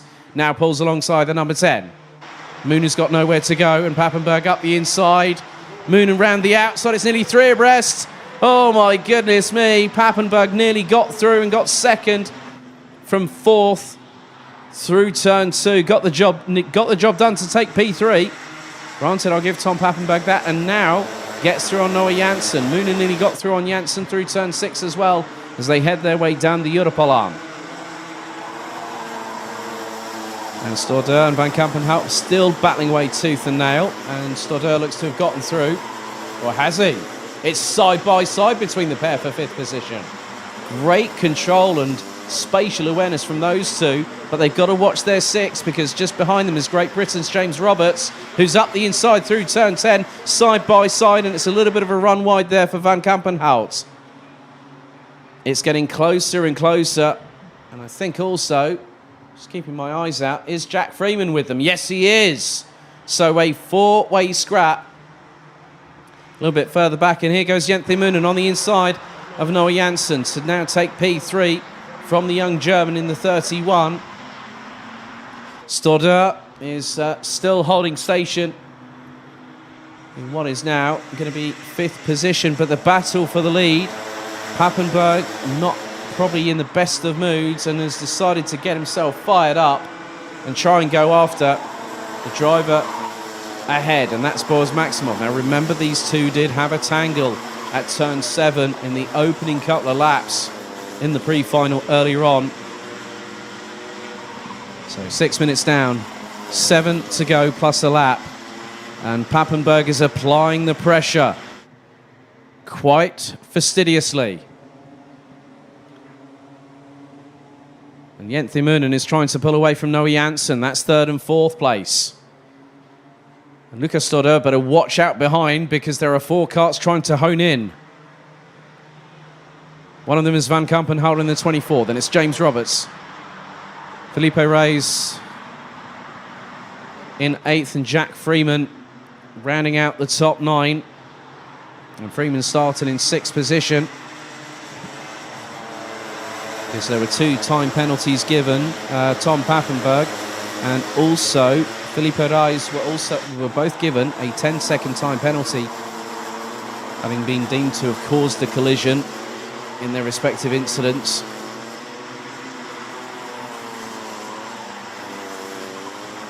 But we're over the halfway point in this race, and Maximov still holding on and has gone the same defensive line through turn 10 on Pappenberg.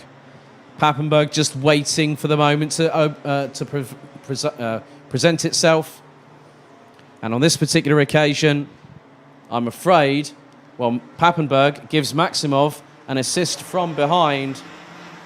And that's a double assist. That's hindering Papenburg rather than helping.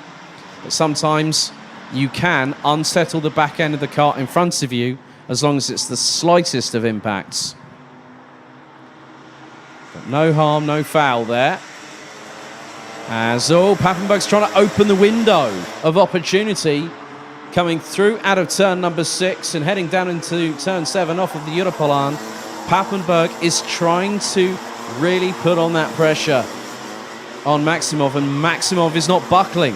In other words, Boris Maximov is soaking up that pressure like the proverbial sponge right now, and has got about half a cart length of a lead going into turn 10 again. Makes the rear axle of that cart as wide as humanly possible, so Papenburg does not have an opportunity to get through. But the way that Papenburg is sizing up Maximov across the start-finish line to complete lap number 8, onto lap 9 we go. And Papenburg is not putting all his cards on the table. The youngster from the Netherlands is just waiting, biding time. But whilst they're battling, I have noticed that Jensen Munen is trying to close the gap, but the number 10 from Belgium is unable to do so. And now Noah Janssen has been passed by the number 12 of Lucas Stodder in the meantime.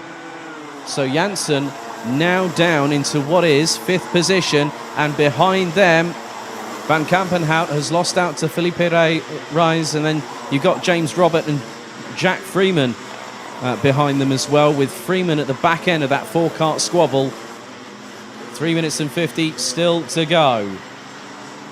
It's not over until the checkered flag falls, and it's far from doing so at the minute. But some great battling in the meantime. The lead is still line astern. Papenburg gets the slipstream once again.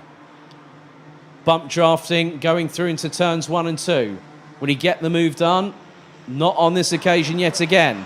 But the two Sotheby test drivers, well, Jack Freeman has just absolutely mugged the pair of Vic Van Kampenhout and Jack Freeman going through turn 2. An inspired move from the youngster from Great Britain. It's always nice to see new, fresh faces in the BNL karting series, and it provides us with a new breath of fresh air with the racing that we have seen over the course of this season. And Micromax is one of the youngest pillar in the Rotax racing family when it comes to start your journey. But then, as I say that, Freeman loses out to Van Kampenhout, goes back up the inside of the 93 through turn 9. But the chess games are still being played. The pieces are being put on the board strategically, so they'll know exactly when they need to strike. And that's exactly what Papenburg's doing. The same tactic is being used by Papenburg going through into turns 1 and 2.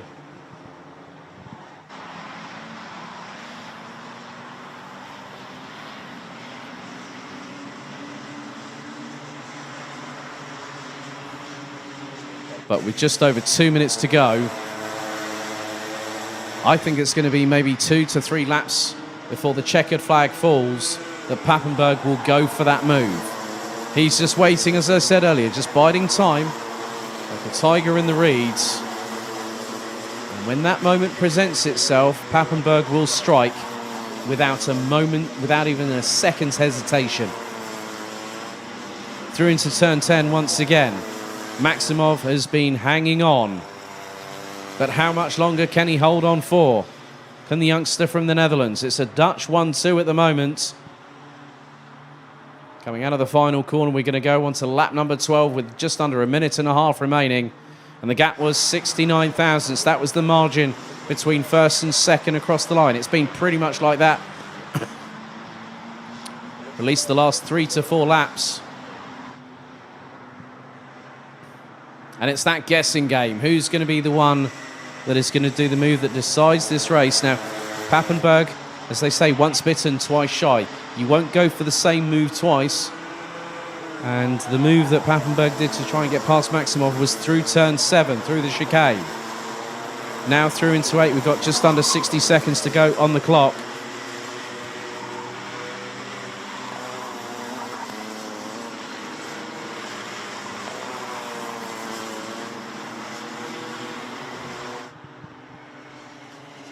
So this time around, we go on to the penultimate lap.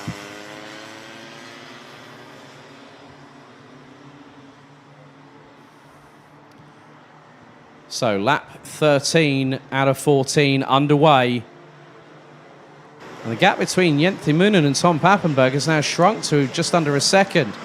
So Moonen has just done a personal best and is running the best part of just under a tenth, quicker than the two in front. It's not going to be enough for Moonen to try and capitalise as the timer now strikes 0. Next time around, it's the last lap board, and that will be the sign for Tom Pappenberg to go for broke.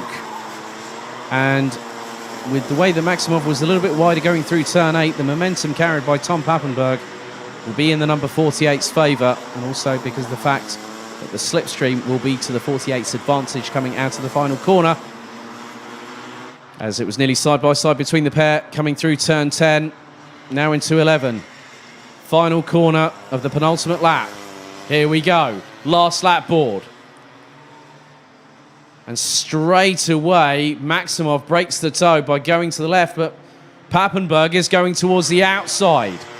Tries to get the cut through. Won't happen for turn 3. Through 4 and 5. Now, if Pappenberg wants to make the move, he's going to try and do it. He's got to do it now. He's going to do it now, and he's got through. But Maximov is going to get the undercut. Up the inside goes the number 30 into turn 7. And Pappenberg has to relinquish it. And as I say that, Jenthe Moonen is now with them. It's a three-way strap in the final for the victory on the last lap of asking, lap number 14. It could be a bit of a drag race to the finish. If anyone might remember the Junior Rotax pre-final earlier on. So out of turn 11 for the final time, Pappenberg sizing up the move right now, up the inside through turn 12. Maximov's going to get up the inside. Moonen's going to try and make it 3 abreast, and does. And Maximov wins it. Pappenberg and Moonen separated by 1/1000th of a second at the stripe. Oh, it was going to be close. I said it was nearly going to be 3 abreast coming out of turn 12. I wasn't far wrong. But what a drive by Boris Maximov to take what was the victory. And that actually, in terms of the provisional day result, that will put Boris Maximov on 45 points. Jenthe Moonen finished in P3, but Tom Pappenberg did everything in his power to try and get past, and there is a very, very happy Boris Maximov after that one. So Maximov takes the victory. Let's have a look at the final results, as everyone has crossed the line. So it was Boris Maximov that wins by 81/1000ths of a second, and the margin between second and third, 1/1000th between Pappenberg and Jenthe Moonen. Lucas Todder would finish 4th at the end of that all, ahead of Noah Janssen. Felipe Reis, Vic van Kampenhout. Good showing again by the young Brits in the form of James Roberts and Jack Freeman. Stig de Rademaker running out the top 10. Ahead of Tristan Shays, Liam Sokol and Matthijs Piesens, all finishing the 14 laps of racing.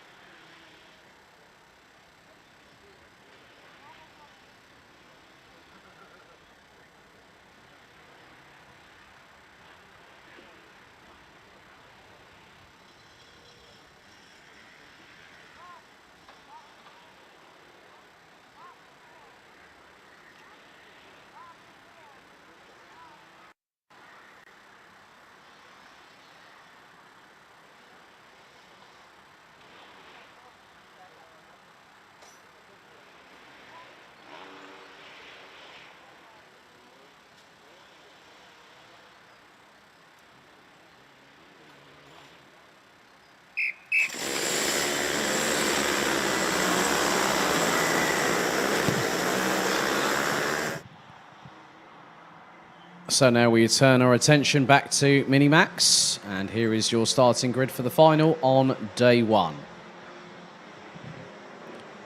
After a comfortable victory by 4.55 seconds, Mateo Radenkovic starts from pole position ahead of the number 108 of Mies Huben, who lines up alongside on the front row. Dave Stevens and Lawrence Herbols rounds out the top four positions in the 182 and the 198 ahead of Mats van Rooyen. In the 103, Jake Menton in the 131, the 122 of Lars Lambers, the 134 of Kaz Tobin, and the 138 of Latvia's Bruno Brazelis. So that completes the 9-strong grid. Radenkovic in the first race today was able to pull a comfortable gap.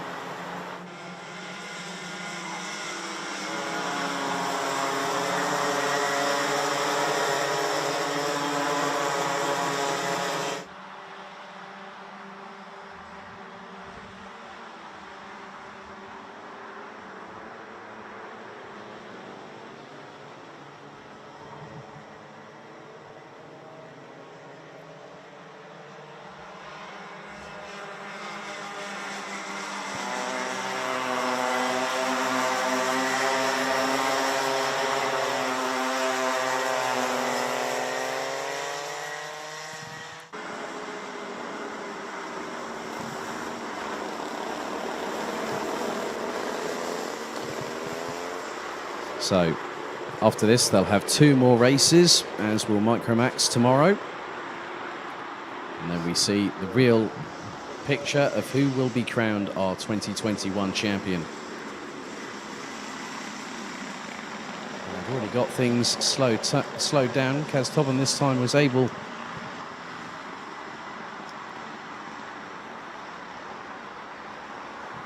to get to the back of the grid last time. This time the engine fired up with no assistance required. So we have 9 Minimax drivers in position, ready to go racing. They're now out of turn number 11.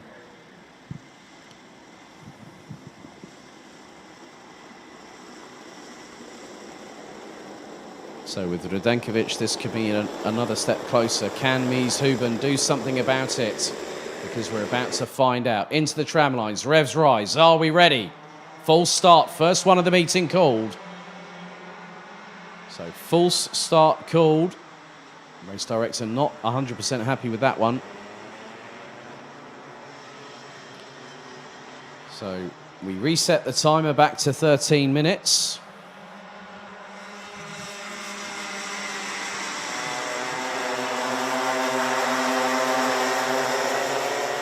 We go again.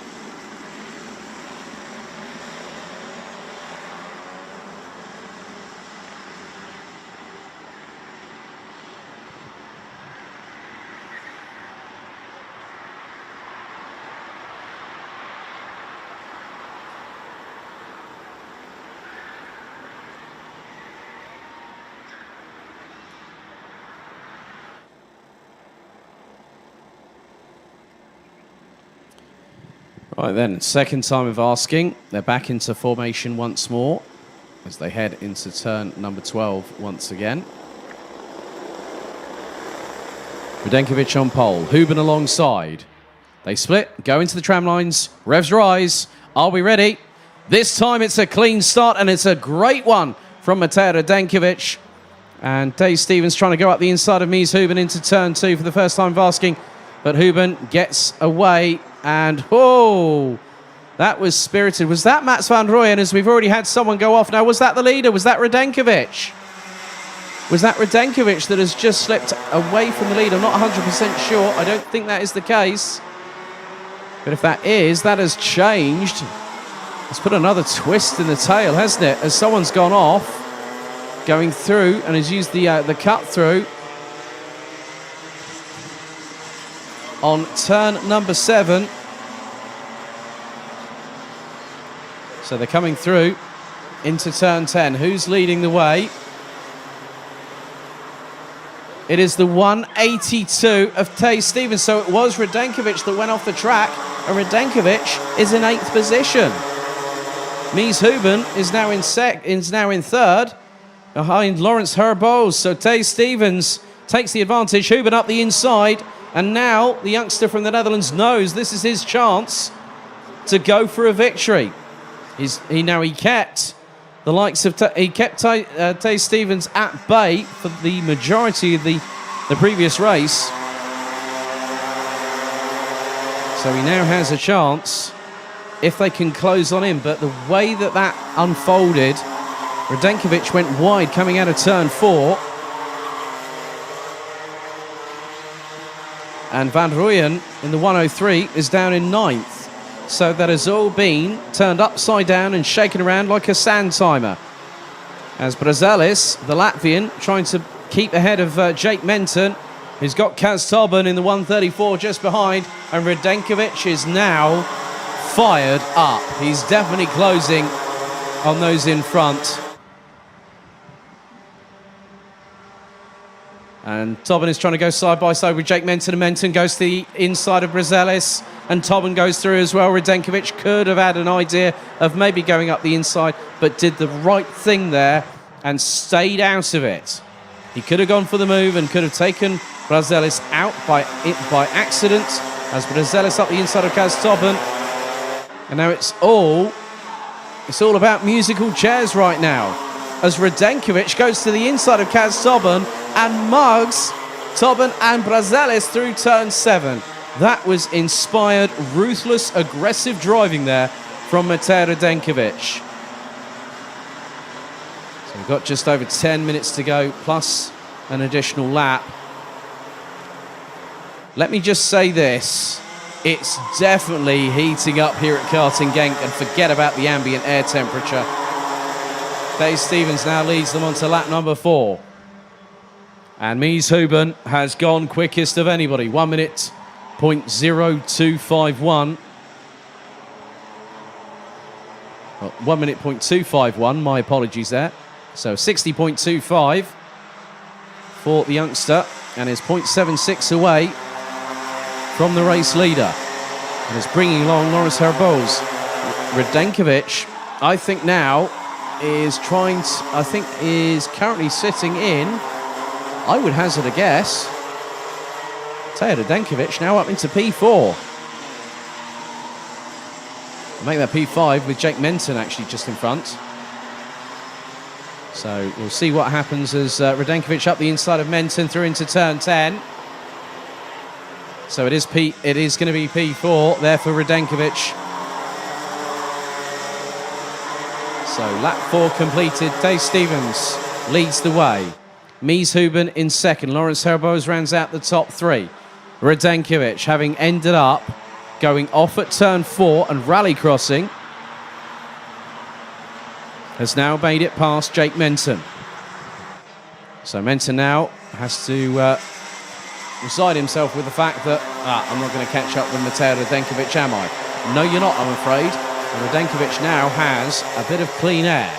And what does that mean? Hopefully, a little bit of lap time comes his way, because Mies Huben is he's got one big €64,000 question to answer right now. And it'll be a case of, I need to pull Lawrence behind me, along with me, to catch up with Tay Stevens. And then when it's 3 for the lead, Huben will be piggy in the middle. And what that will mean is that he'll have to make a decision. Do I defend or do I attack? If you do one or the other, you can sometimes expose a chink in your armour.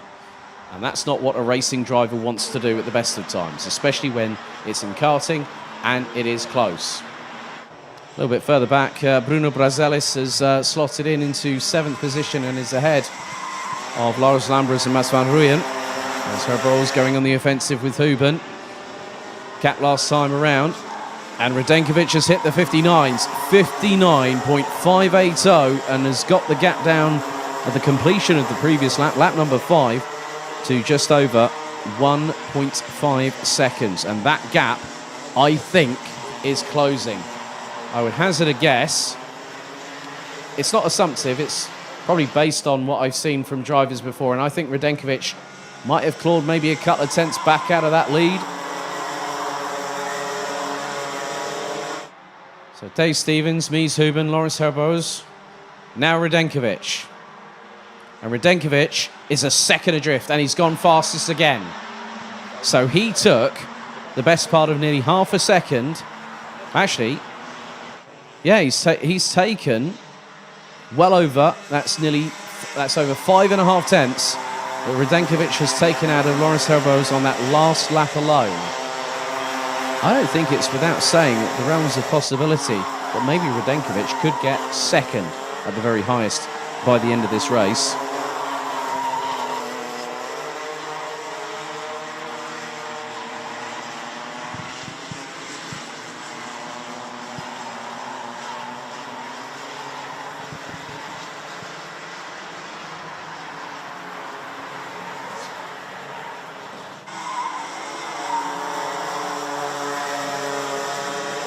So we go through to complete lap number 6 of this race. Dave Stevens, Mies Huben, Lawrence Herbos. Well, Lawrence Herbos didn't break the 60-second barrier, but Matej Radenkovic also did, and now has got the gap down by over half a second again. Radenkovic is on an absolute binge of speed right now, and Lawrence Herbos will now, if he looks over the left or the right shoulder, will then be able to see, right, who's that behind me? Oh, here we go. And Matej Radenkovic is just waiting in the wings to just try and get past. And it won't be long because they go into turn 10. I think Radenkovic will either do it of one of 3 places. Here through turn 11. No, Herbos shuts the door. Maybe into 12.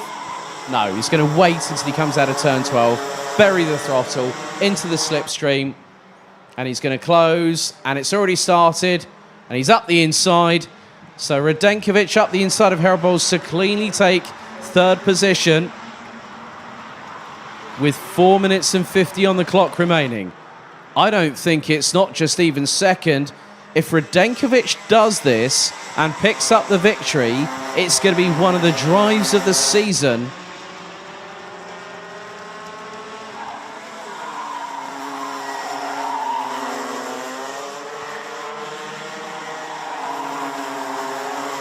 So with Radenkovic still all to play for. And now in the crosshairs sees Mies Huben. Just over 4 minutes to go.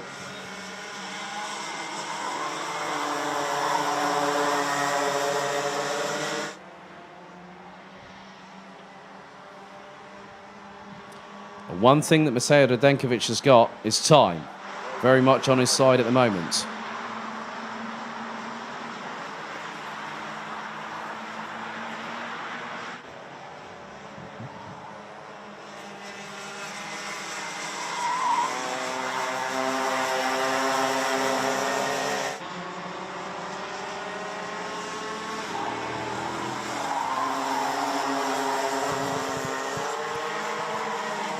The gap between Matej Radenkovic and Mies Huben last time around was 0.4 of a second.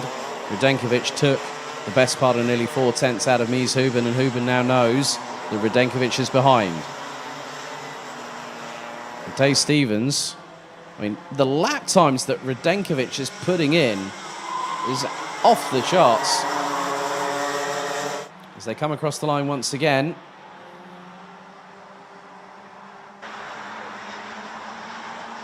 And it's 0.184, Radenkovic waiting to try and get past Mies Huben. And this will effectively net Radenkovic if he stays where he is, and I'm sure he won't do. Radenkovic will get effectively 41 points.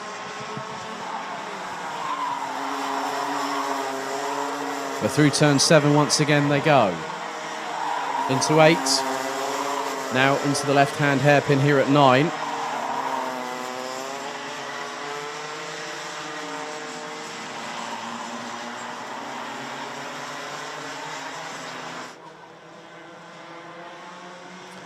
It's getting even closer still because Mies Huben was just under 0.67 of a second behind Tae Stevens last time around. Just under 2 minutes to go. And Radenkovic now does exactly the same manoeuvre that he did on Herbols a couple of laps ago. But Huben fights it in comparison with Herbols because Huben wants to keep a hold of that second place.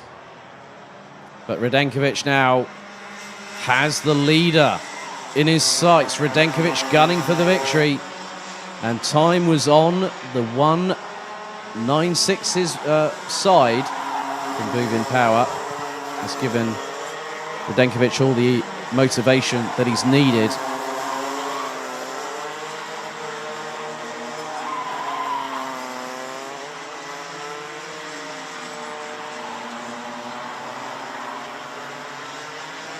Now the battle for the victory is really on. Mies Huben, as I said earlier, has been struggling with a hand injury, but has done everything he can to keep pace. A little bit further back, there is a battle between Mats van Rooyen in 7th with Kaz Tobben and Jake Menton as we cross the line with just under a minute remaining on the clock. So next time around, I've got a feeling that we're going to be on to the final lap of the race day for Minimax here on day 1. Radenkovic is, you can tell by the way he's driving now, he's really sizing up Tae Stevens for a move. And it could be out of the final corner and into turns 1 and 2. That seems to be the sweet spot. And Radenkovic might try and go for that a little bit earlier. If he gets a good run going into turn 10, that can happen as well, because you get a little bit of a momentum pull through into the right-hander. But it's also, in the meantime, allowing Mies Huben to close.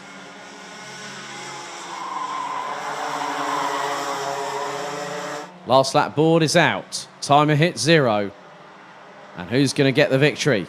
Radenkovic has to anticipate what Stevens is going to do, and Stevens anticipated what Radenkovic was going to do and went straight on the defensive.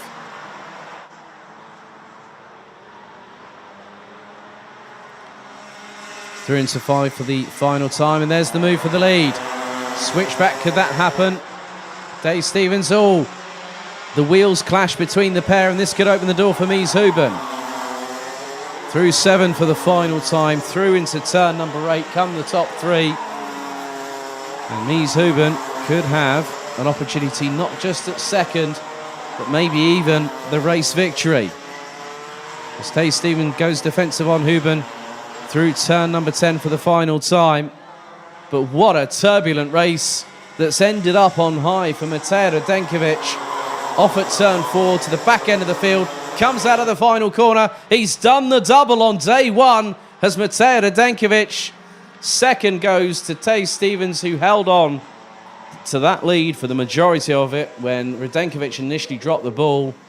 Mies Huben takes P3. Lawrence Herbols rounds out the top 4 positions on that race, with Jake Menton, Kaz Tobben, Mats van Rooyen, Lars Lambers and Bruno Brazelis rounding out the 9 strong. But Radenkovic, 2 wins. Tomorrow could be his day, as he's done the double here in Genk on the penultimate race day of the season.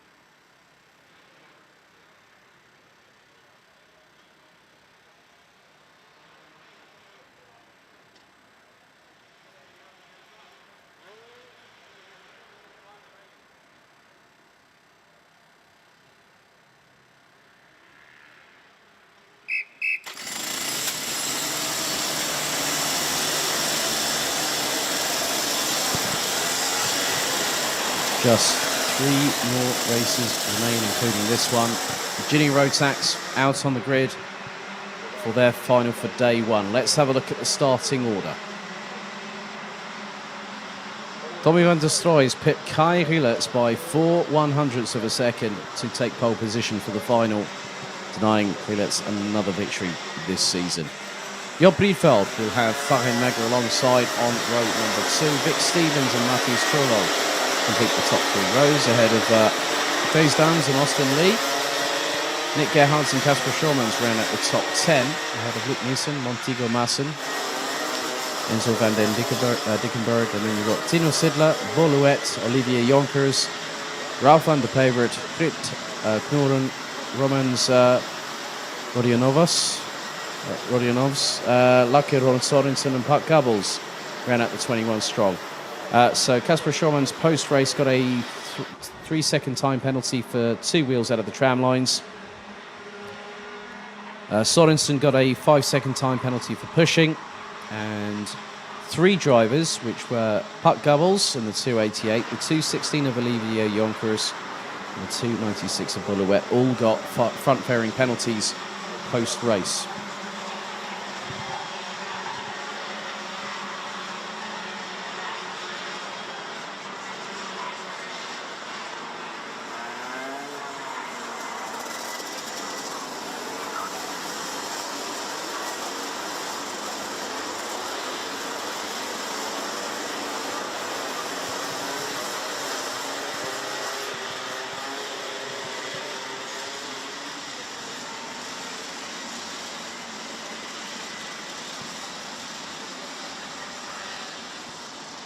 So 13 minutes on the clock, plus an additional lap set on the timer, and also the red light ignited on the starting gantry once more.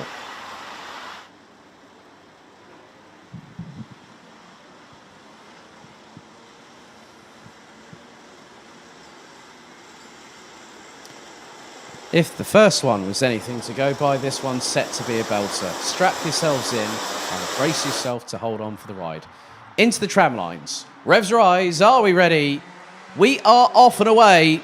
And Van der Stroys keeps the lead as it fans out a little bit further behind. Briefeld trying to go up the inside of Rilets, but Rilets goes through and stays in second position. But we've had a couple of drivers off, one of which looks to be Tino Sidler in the 210.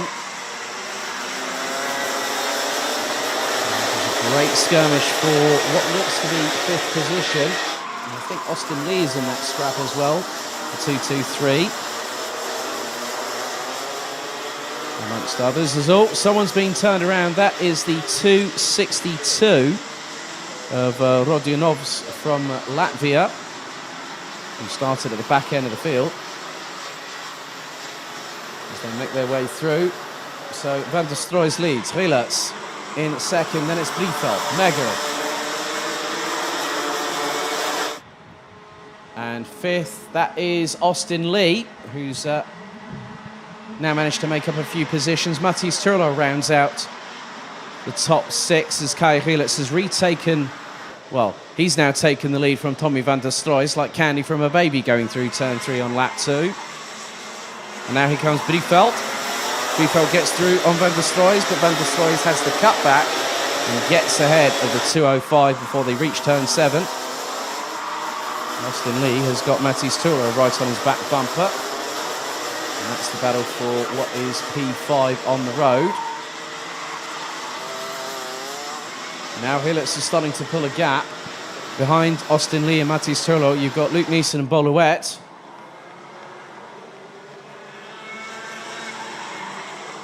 So I think the other driver that went off circuit when Tino Sidler did, I think it was Olivier Jonkers, who's ended up being in 19th position.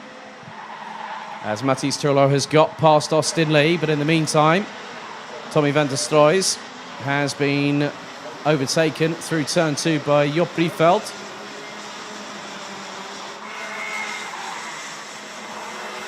And van der Stroys returns the favour through turn 6, gets through. Briefeld not able to capitalise on the switchback opportunity.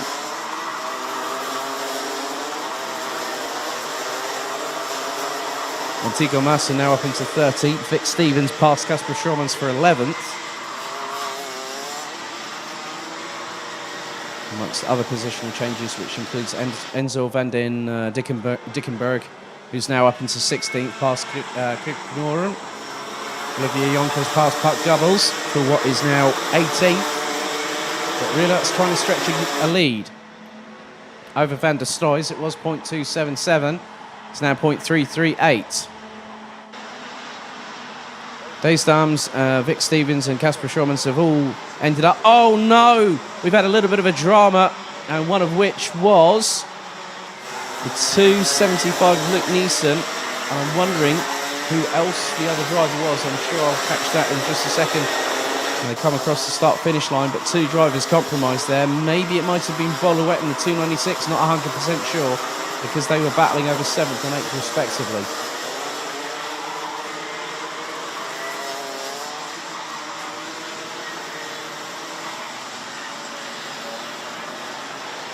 So through in towards turn 12, the top four go as the 232. That is Lacker on Sorensen has Dickenberg go up the inside. And that is for a pass. Austin Lee at the moment, I've just been keeping an eye on what he's doing, and he's behind Mathis Turlo in 6th position. And the German is keeping the Dutchman honest. And they are both running consistent lap times. They're running in the 56.5s. Van der Stroys has just put in the fastest lap of anybody and has closed on up on Kai Rielert's. Could we see lightning strike twice in the same day? The jury's out on that one, but we've still got 8.5 minutes to go, plus an additional lap to find that very question's answer out this afternoon. But Farin Mega and Job Riefeld will also keep those two on their tippy toes as they come out of the final corner. Top four last time were covered by 0.686. This time it's just under 7.5 tenths. But expect that gap to close. And whilst they're battling away, I'm keeping my eyes on what Mathis Turlo and Austin Lee are doing. They're running in the 56.6s. Mathis Turlo started to pull away from Austin Lee. Austin Lee did actually a dual campaign last season, or two-class campaign. Minimax, where he won the RMC Germany title, and also as a junior in the Euro Trophy last year. So this is his first full season of of juniors, so he's moved up a class. Had some very good results this year as the youngster, recently turned 13. 2 minutes and 25 seconds plus an additional lap. Rielert's is being closed in on by Van der Stroys, and Van der Stroys could go for the lead if he had the opportunity to do so, but Rielert's just kept it pinned where he needed to, and Van der Stroys was a 10th behind across the line. So we'll see what happens, but Farin Mega and Job Riefeld are not going to make this battle easy for the pair of them. Oh no, because they'll want to get one up on each other. Through into turn 7 off of the Europolan. It is nigh on line astern between the top four. So this is where it gets interesting, folks, because now, who's your money on? Is it going to be Rielert's? Is it going to be Van der Stroys? Is it going to be Mega? Is it going to be Briefeld? We don't know, is the honest, truthful answer. But one of these four, I can guarantee you, have an absolutely fantastic chance of winning this race. And if something happens... Oh, Van der Stroys looked up the inside of Rielert's there. Could have gone for it. He thought better of it. They do say that discretion is the better part of valour. So as I was saying, you know, if God forbid, if there's an incident, someone will be compromised, and then all of a sudden, I'll hand a position at the very least to two behind. Mathis Turlo and Austin Lee, who ran at the top 6. Lacker on Sorensen, unfortunately, has retired from the race on lap number 4. So we end up not exactly finishing the day on a high. But the top four again, you can't separate them. Not at all. They were 0.649 between first and fourth. Across the line again, 0.5. As Van der Stroy is again looking up the inside. Briefeld this time tries to mount an assault on Mega, and Mega counter-attacks and shuts the door. Neatly anticipated by the German driver. And there was the move I was waiting for. It was only a matter of time. Van der Stroy has decided, with 5 minutes to go, that he now wants to have his turn at leading the race. And got through on Kai Gielets. But even if Gielets gets second twice today, that is going to give him such a morale booster, even though I know for a fact every driver wants to win. Why they compete, why they do what they love. They drive their hearts out there. Gielets will still pick up 40 points.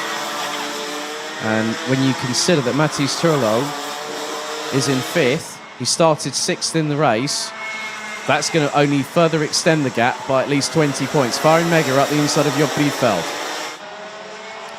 So those two have been swapping positions, and now that's dropped them slightly off of the two in front. So Van der Stroy leading the way. Gielets, Mega, Briefeld, Turlu, Lee, Theesdams. You've also got Vic Stevens, Casper Schommans, Nick Gerhards running at the top 10. Montego Masson has now got past Ralph van der Pevert for 11th, ahead of Enzo van den Dickenberg. Bolowetz, Olivier Jonkers, Rick Noren, Tino Sidla, Pat Gubbles, Luke Neeson, and Romans Rodinovs from Latvia rounding out the 20 that are still circulating. 3.5 minutes remain, and a little bit further back there's a neat little move going in through to turn number 2. It looks to be an exchange between two Dams Racing drivers. More than likely, I would say Olivier Jonkers and Bolowetz.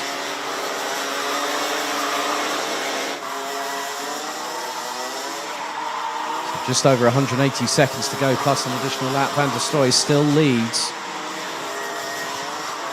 We've only had one full start today, and that was with Minimax for the final, just before this one.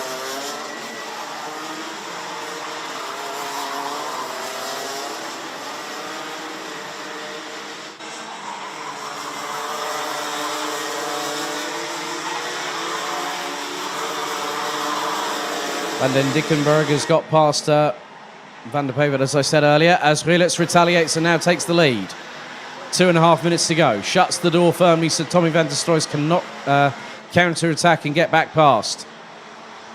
And in the meantime, Briefeld is now third, ahead of Farheen Mega. So it looked like it was synchronised sends and a half by both Gielets and Briefeld. By both Van der Stroy and Mega respectively.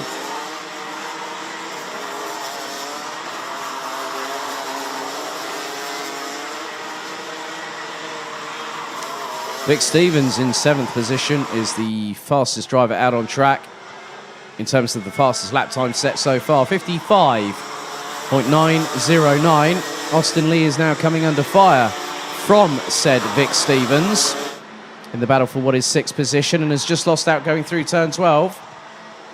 Austin Lee keeping himself in the sharp end of things, and now he now goes up the inside.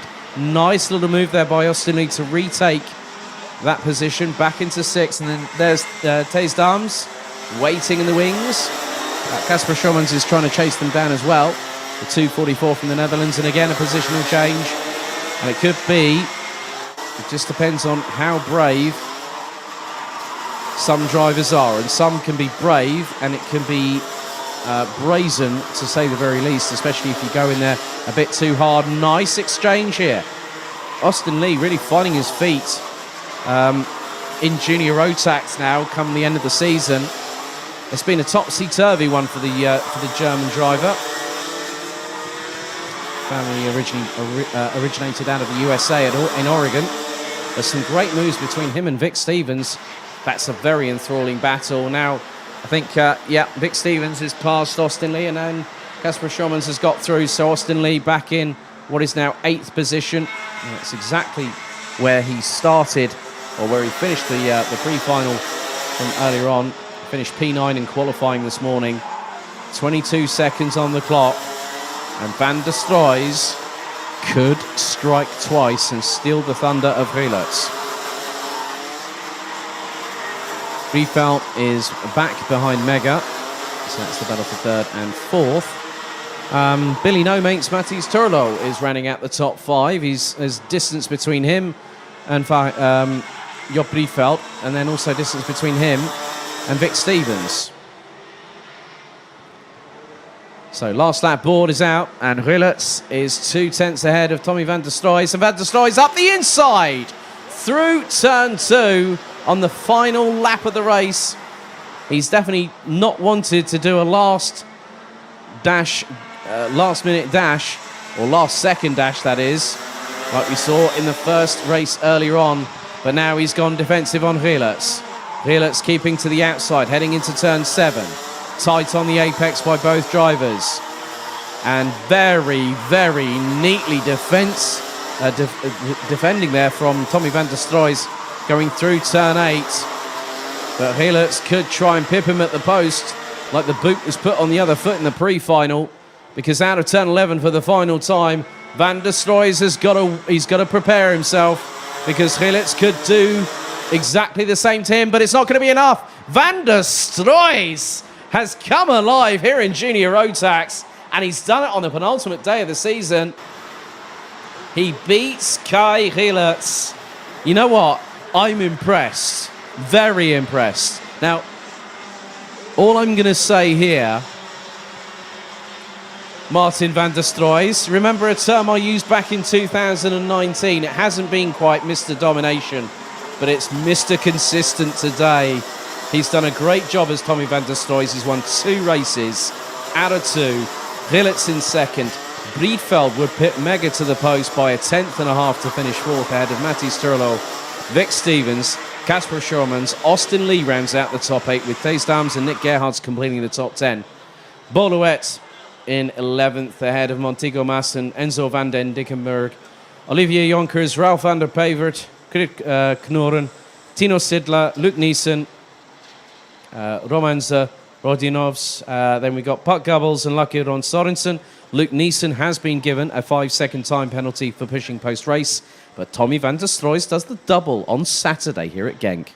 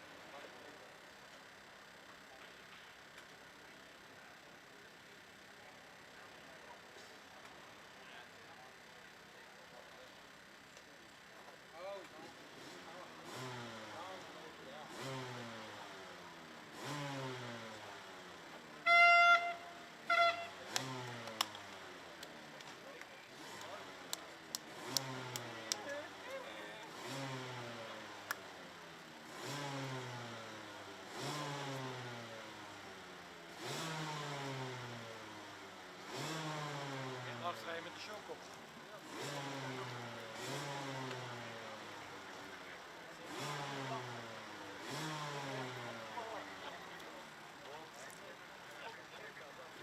Nee, is dat nog beter?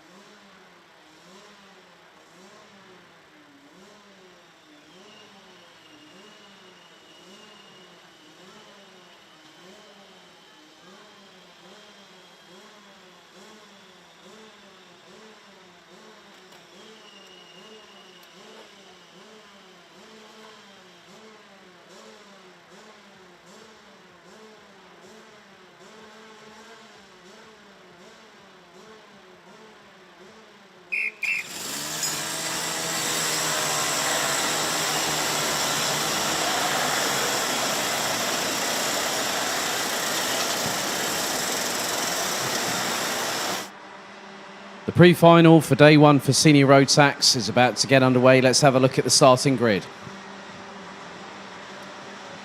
So it's going to be the same starting front row for this race. Sean Butcher taking the victory from Lachlan Robinson by just over 4/10 of a second, means that those two line up on the front row. Max Stenerlink and Christian Klein on row 2. Danny Pins and Dirk Wallerstein, row 3. Sam Bergstein and Erhard Turkov, row 4. And heading the top 10 is Gilles Coué and Nick Kuppens. Lars Zane and Justin Pollman ran at the top 12 ahead of Yori Schoens and Clementine Benoit. Dylan LaHaye and Buzz Janssen, row 8. Row 9, Robbie Stoddard and Scott Westhovens. Completing the top 20, it's Tern Schmidt and Remco Bahn. Flint Schuring, Alex Verbout. Then we've got Wood Kirstens, Mario Sidler, Alexander Bentley, Vincent Boutet and Bart de Wit round out with 27. 2 time penalties totaling 10 seconds went to Mario Sidler for pushing, but then also got a front bumper. I think that was probably through the incident between himself and Dylan LaHaye earlier on. LaHaye also got a front fairing penalty, as did the 330 of Scott Westhovens, Robbie Stoddard, and also the 355, which is Alexander Bentley. But Alexander Bentley retired, if I'm mistaken, correctly, in the runoff area. Justin Pollman got a 5-second time penalty.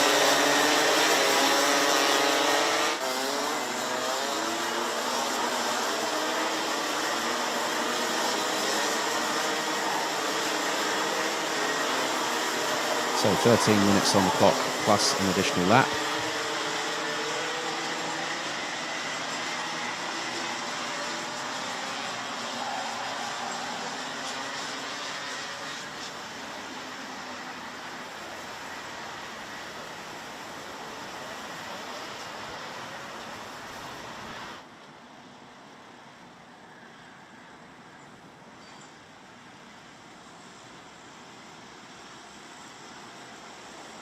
So we're about to get things underway. 13 minutes on the clock, plus an additional lap set on the timer.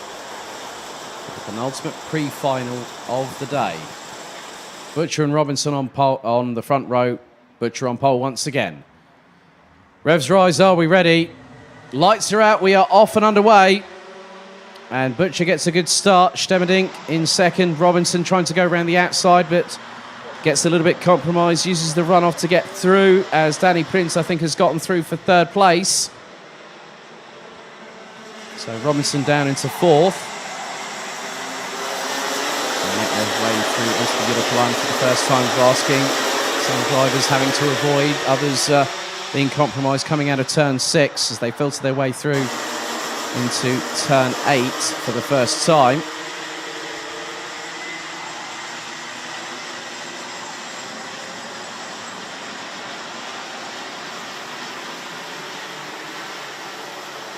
It's not going to be an easy one for certain drivers, but Sean Butcher has gone away like a scalded cat on a hot tin roof. He's got a big gap over Max Stemmerdink. Lachlan Robinson trying to size a move on Danny Prince. Came out of the slipstream a little bit too early, I think. But they managed to go very deep on the brakes into turn 2 to close in on Max Stemmerdink. A bit further back, there are some great battles happening. Likes of Scott Westholmans, Tern Schmidt and Alexander Bentley, amongst others. But Butcher leads the way. Stemmerdink in second. Robinson now up into third place. Out of Danny Prince. Christian Decline is in 5th place. We've also got Beard Dotterstein in there as well. Oh, as Decline up the inside of Prince to now take 4th place. So Butcher leads, Stemmerdink, Robinson, Decline, Dotterstein, Kuppens looks to be in what is now 7th, well, is effectively, he's right in front of a gaggle of karts, one of which is Danny Prince. Ehad Turk is in the mix there too. There's Dotterstein up the inside of Decline, and there's a bit of a moment there for, I think that was Nick Kuppens, as, oh, it's getting a bit hot and heated under the collar once again, and it looks like Dylan LaHaye has been scything his way through the field once more. Started 15th, he looks to be now in the lower residuals of the top 10. More overtakes happening a bit further down the field. The likes of Mario Sidler's made his way up into 18th position, having started down in 24th. It's all a bit of a, there's a long old train, and the train is being led by Nick Kuppens. So it's the Kuppens train behind Ehad Turka. Now it's a Chaos Sport 1-2 once again, because in the meantime, Lachlan Robinson has got himself back past Max Stemmerdink. So Stemmerdink back down into P3, as there's definitely some more altercations happening a little bit further down. It's not getting easy for them. Justin Polman's behind the likes of Sam Bergstein and Gilles Chloé. And Chloé up the inside, scythes his way through the inside of Sam Bergstein, but has Bergstein got the offensive back on? This is going to get rather tight going through into turn 7. Polman gets through on Chloé, and it nearly opened the doors for the likes of Yuri Schoens, Robbie Stodder, amongst others. And Mario Sidler, I think, is now in that mix as well. Yes, he is. So still too close to call, too close for comfort. 9 minutes and 20 seconds plus an additional lap remains on the timer. And Sean Butcher, as we've got yellow flags, that's on Marshall Post 2, that's between turns 3 and 4. So it's a case of no overtaking permitted. And that is the 320, that looks to be, that's the 326 of Bart DeWitt again. That's a real shame for him. A second successive DNF on the bounce. Now the driver walks to the safety of Marshall Post number 2. A real shame for Bart DeWitt. 3 laps in, and he has that happen. Not what you want.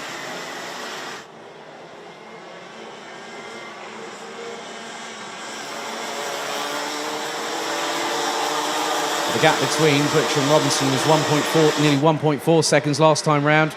It's just over 1.4 this time around. Stemmerdink about half a second behind Robinson in P3. Lahaye is there and has got past Erhard Turka. That's for P6.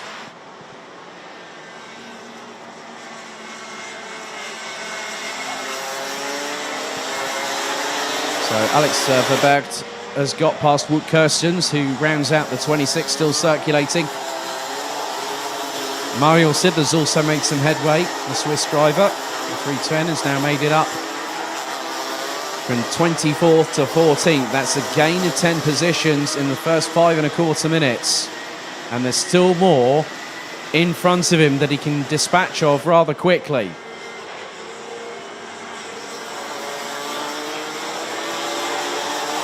Seven and a half minutes to go, and Butcher still leads the way. Fastest lap of the race by the 3:01. Robinson about 0.18 adrift in terms of pure race pace lap time, but also sets a personal best.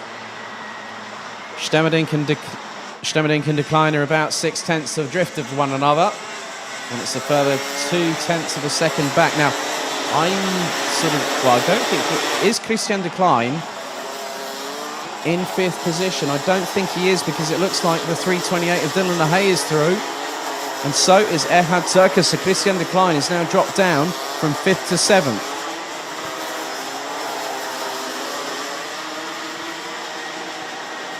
So Christian Decline drops another couple of places.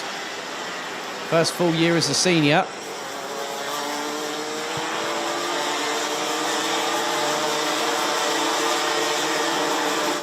As Bas Janssen looks to be the next driver, I think, that might be retiring from this race. The Dutch driver in the 3:31. The race coming to an end at around about lap number 5.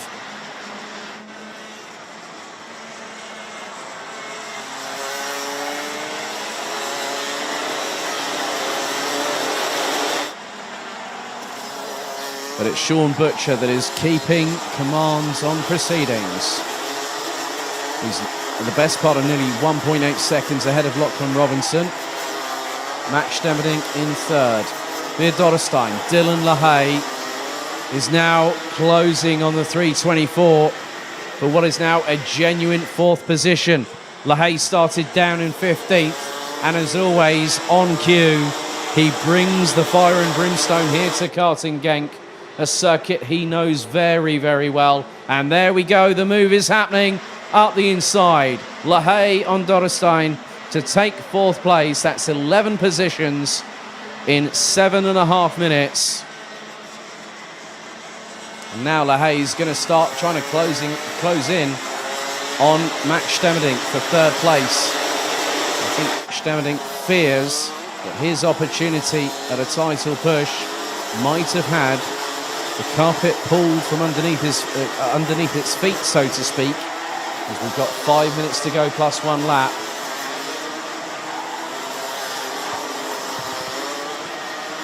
Clémentine Benoit has got past Remco Baan. So Clémentine, she's done a very good job making positions all the way through the respective races. Remco Baan now 18th. A bit further back, I've got Remco Baan, Vincent Boutella and Alexander Bentley not too far away from each other. Bentley seems to be having a better turn of fortune in this race, despite the position that he's sitting in at the moment, which is P20. And Justin Pohlmann is ahead of Danny Prins. So Danny Prins now down in 11th position, having gotten himself up into the top 3, and then drops outside of the top 10. It could be a further position. Well, is now in 10th at the moment. So Pohlmann looks to be ahead and now completes the top 10. Behind Danny Prins, there's Sam Bergstein and Jori Schoens. And right, okay, 2 penalties coming in from race control. The 3.74 of Nick Kuppens. They used the first runoff after the first lap. That's a 5-second penalty for Nick Kuppens. And also for the 3.03, Danny Prins has also fallen foul of that as well.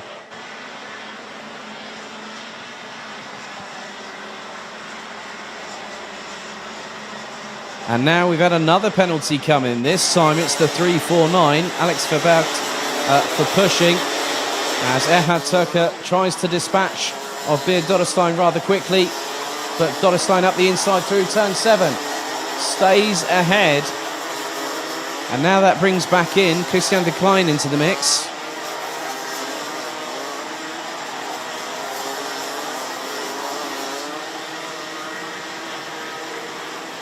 So 180 seconds still to go, plus 1 lap.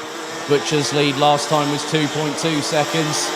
Robinson seems to be content at the moment with P2.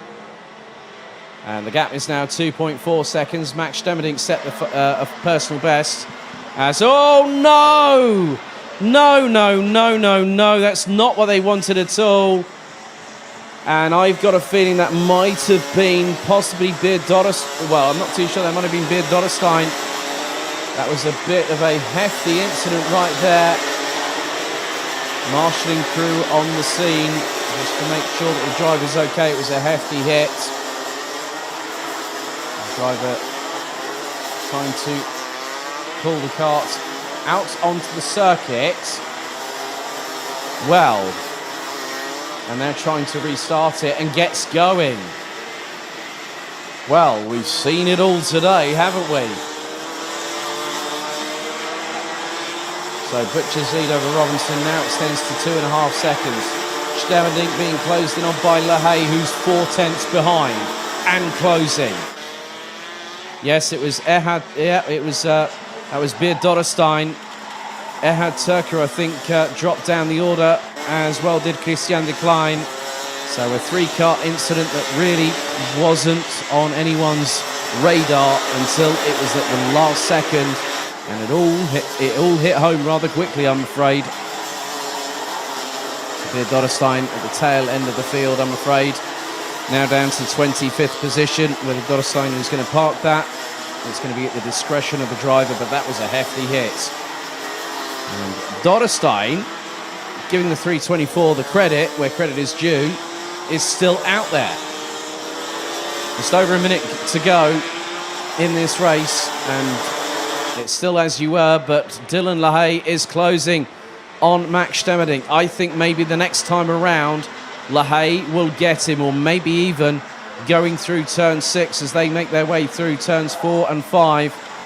Some great battling with the light. So Justin Poleman's up to P6 as a result of all of that, along with Nick Kuppens, Danny Prins.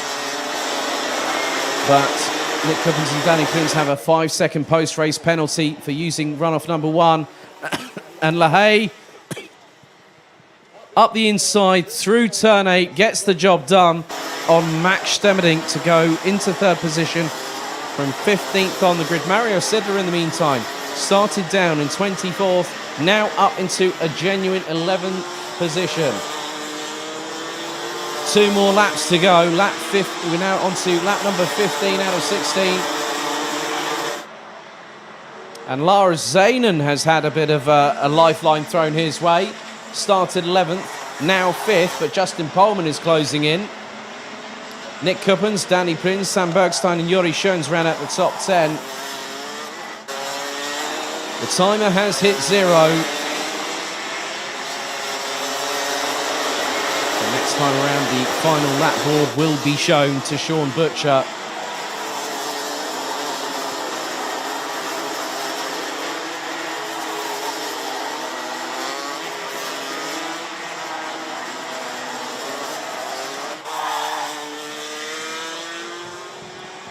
So out of the final corner, 1 more lap remains.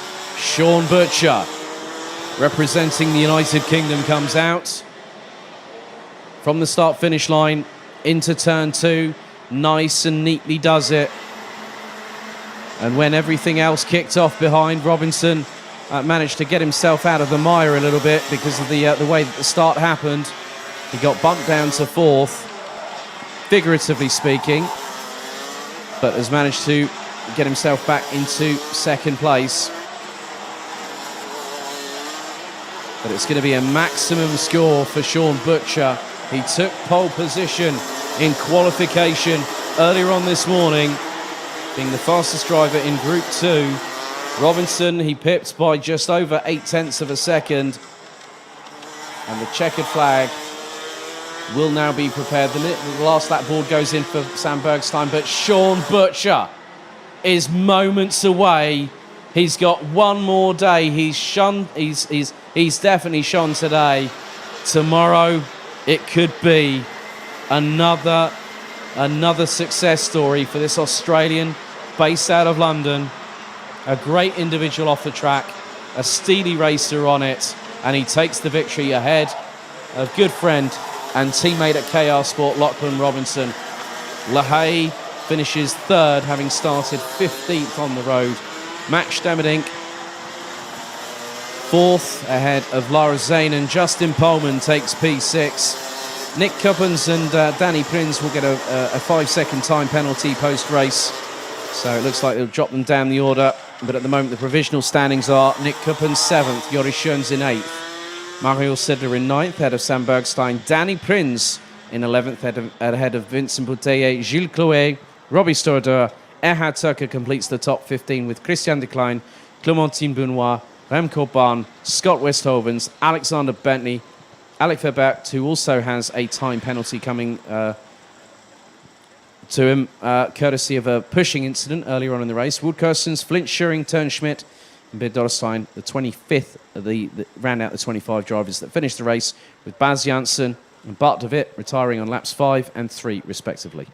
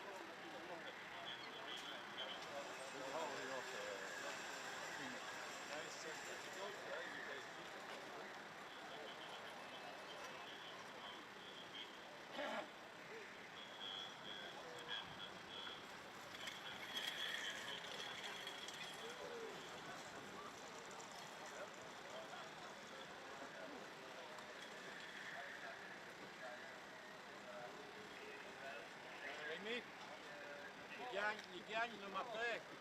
On commence à 8h30 déjà. Ah ouais. Et alors le temps midi c'est 3/4 d'heure. Donc on va gagner 3/4 d'heure à la fin.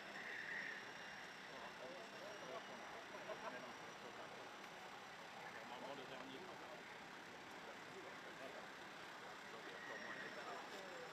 Très bien.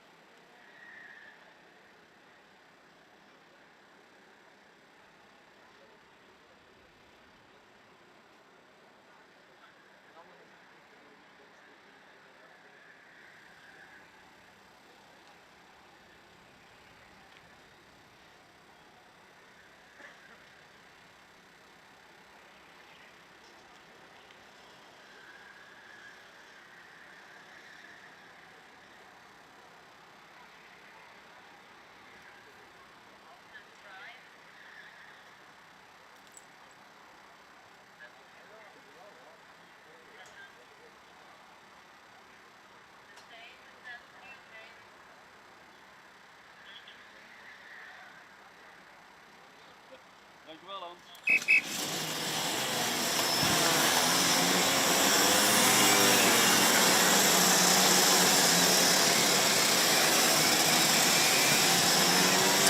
Our last race of the penultimate day of the season is DD2 and DD2 Masters. Let's have a look at the starting grid. Glenn Van Parijs, who took his 6th victory of the season earlier on, starts from pole position, and he'll be joined by Estonia's Ragnar Virus on the front rows. Anna Shrivlak and Patrick Nolslok-Melis from Latvia ran at row 2. Carl Klibort ends up starting on P5 on this particular occasion, as Mick Knowlton got a front-fairing time penalty post-race, as did the 5:44 of Rudy Champion. Klebot is actually joined by Mick Knowlton on row number 3. Yori Collin and Bruno dos Santos complete the top 4 rows, with Kilian Gerhard and Christoph Adams completing the top 10. Yanni Gussens and Maxime Derix ran out the top 12, ahead of Rudy Champion, Devin Sagadi, Jonathan Wimore, Dmitry Ostrovsky, Maxim Shaposhnikov from Russia, and Belgium's Tom Dessert. Dessert unfortunately received a bump, more than a bump. It ended up meaning that his race was curtailed very, very quickly indeed. Could I ask that driver number 138, Minimax, plus entrant Bruno Brazelis, to report to the stewards immediately? So driver 138, Bruno Brazelis, plus entrant, to go to the stewards immediately, please. Thank you.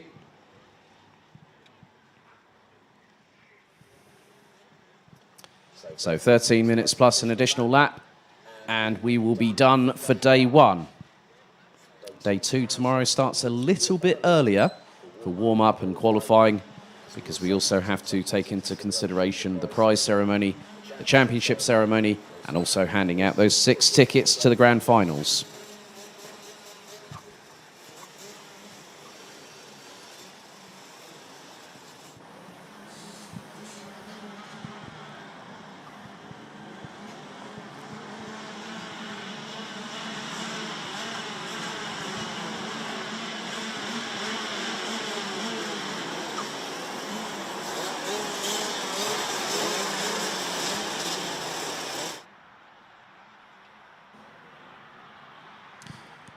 So into the tram lines. Revs rise. Are we ready? For the final time today, let's go racing. And Vampirize gets the whole shot and takes the initial advantage. Shreblak all over his back bumper like a bad rash. And it's nearly side by side between them going through into turn number 3. Virus was right with them. As they go through. Oh no! Shreblak over the back bumper going into turn 6. And there's been more dramas again for Tom Dessert. He cannot get a break today. And that was Jonathan Wimore over the back, his back bumper, well, his back axle over the back of Tom Dessert's back bumper. I'm going to have to just reflect on that and just when this race has been completed, because that is the first time, and that's not the first time, that Zana Shreblak and Glenn Vampirize in recent racing history have clashed. Oh no, but here comes Mick Knowlton up the inside. And that was on Lochmelis for P3. Okay, get this. Now leading Ragnar Virus. Second, and leading DD2 Masters, the man they all know and love, the backer, Carl Klebor in second position. And Glenn Vampirize, I have seen he's had a very, well, I'm not at all surprised with what's happened. Shreblak went for a move and it just did not pay off. And Mick Knowlton up the inside of Klebor. Klebor knows that he's got to put as much points distance between himself and Jonathan Wimore. And the reason being, as we've got to move up the inside, Carl Klebor has to give way. Oh, now that cart went skywards, didn't it, Patrick Stockmelis? And Yori Collin trying to go up the inside of Carl Klebor. And there's Kylian Gerhardt, who was battling away with countryman Rudy Champion in the first race. And they are not in the same class, but they're running on the track nevertheless. And when I spoke with Carl earlier on today, this morning, before qualifying got underway, he said, yeah, it's going to be a tough one with all these young guys out there. Well, Carl just basically hit the nail on the head with the big sledgehammer and drilled it into a very, very thick piece of timber.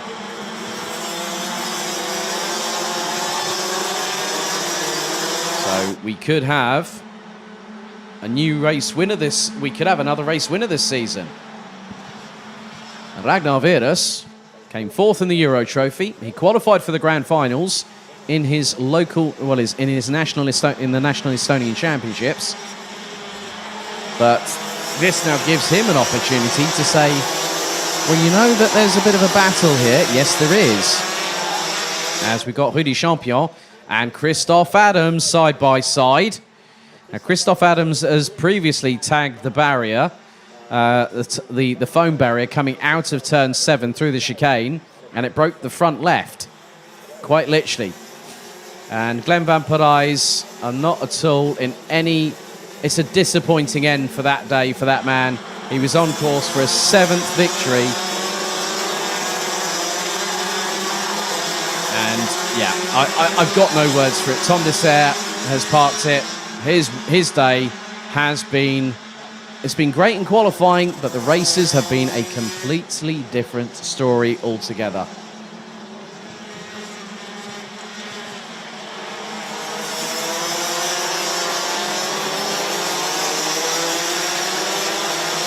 So the drivers carry on their way. And Carl Klebor is still leading DD2 Masters, but the question is for how much longer? Because you have got Bruno Dos Santos, you've also got Christoph Adams, you've also got Rudy Champion, and this is going to be a very, very feisty affair. Very feisty indeed, because the change has happened. Bruno Dos Santos has got past Carl Klebor, and Klebor was trying to fight back. Rudy Champion's not too far afield from them either, and in the meantime, Rudy Champion has dropped Christoph Adams quite considerably.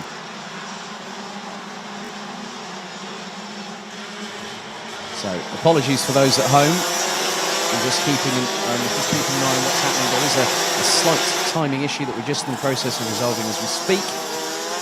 Nevertheless, Rudy Champion has done a number on Christophe Adams, and Champion's out for getting a second successive title.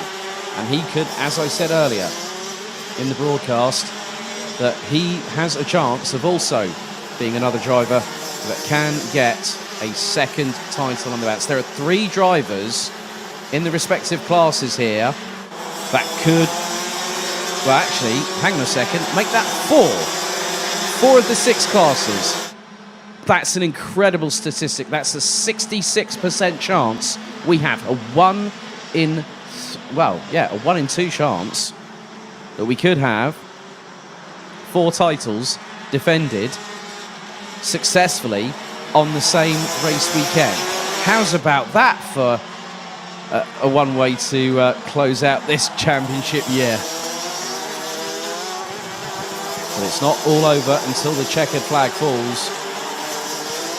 But Ragnar Virus is being kept honest by Mick Knowlton. Knowlton is trying to close on in. So there is 6 minutes and 45 seconds still to go on the clock. First it's Virus, then it's Knowlton, Lochmelis. Jordi Collen now is in 4th. Ahead of Janne Goossens, because they've managed to dispatch Kilian Gerhardt, as there goes Goossens up the inside of Collen, and Gerhardt goes over the curbs, nearly went into the side pod on the left-hand side of Jordi Collen, who's closing in on Goossens once again. And behind them they've got quite a few drivers, Bruno Dos Santos being one of them, the 503. Carl Klebort is in there, and then I spy with my little eye a bloke called Rudy Champion, that is. So this battle for what is effectively now the lead in DD2 Masters. Champion could get a victory once again. He did a clean sweep of 4 victories at Marienborg back in early July. He hasn't taken one yet this weekend, but the scales could tip in his favour as he takes a further step towards another championship title.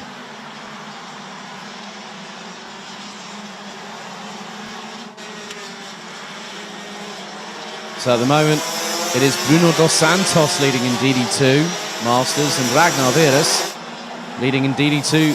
Yeah, leading in DD2. So the storybook has had another addendum to a chapter made to it. That's something I never thought I'd say in commentary. You have to make an amendment. Which chapter? That one. And that's exactly what we've had today.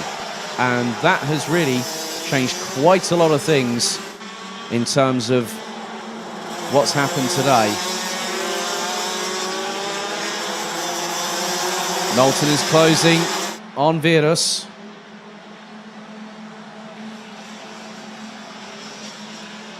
Lochmelis is a bit further adrift, but it's all change. Musical chairs have happened a little bit further back because Janne Goossens has gotten away from the pairing of Kilian Gerhardt and Jordi Collen. And Klebort is the meat and the DD2 Masters sandwich right about now, going down the Europolan as on cue, Collen gets past Gerhardt through turn 7. And Champion's at the back end of that train, and so is Zana Schriblak. Now the thing is, on that incident between him and Glenn Van Parijs, that is down to race control. To tell us what happens on that one.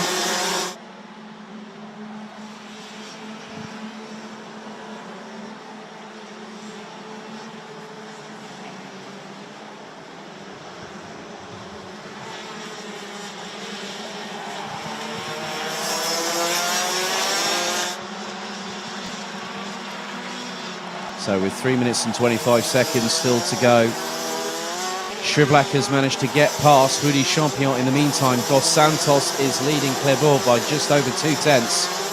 But the battle for the lead is heating up with just over 190 seconds still to go plus a lap. Ragnar Virus hanging on. ahead of Mick Knowlton. I'm just going to see. Neither driver has won a race this season. Knowlton's the closest one out of the two because he took a second in the final on day 2 at Marienborg at Karting d'Espagne. So, and oh, it's all concertinaing up behind Kilian Guerin.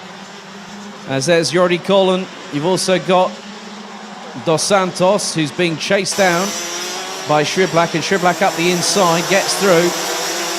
So the DD2 Masters battle carries on, and right behind them is Devin Sigardi from Estonia, the 433. You know what I said about strap on in and hold on for the ride? I've got 2 words for you. Brace yourselves, because now we're into the last 2 or so minutes of this race. The sun is starting to lower in the upper atmosphere. Time is now coming up to 10 to 5 in the afternoon. Well, 20 to 5. My apologies there.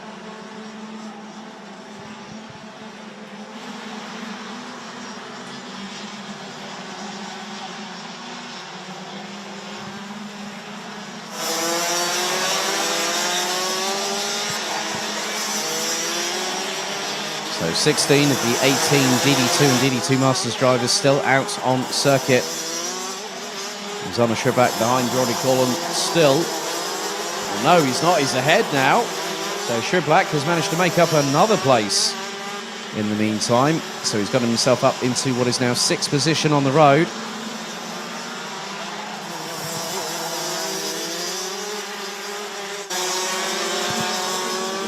But the top 3 cannot be separated in DD2 Masters at this particular moment in time.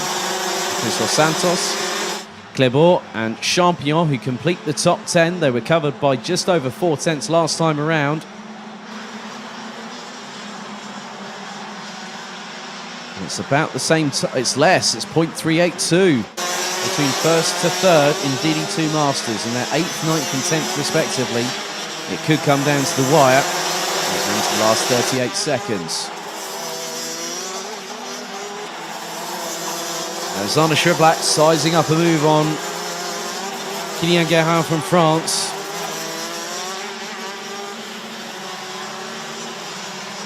But the battle for the lead has been slightly extended. Schriblak has put in the fastest lap of the race, but Virus was quicker by over a tenth on the previous lap. We crossed the line with about 8 seconds on the clock remaining. So we're on to lap number 15 out of 16. And still, they are pushing to the absolute limit of adhesion. No one giving an inch, no one able to take a mile.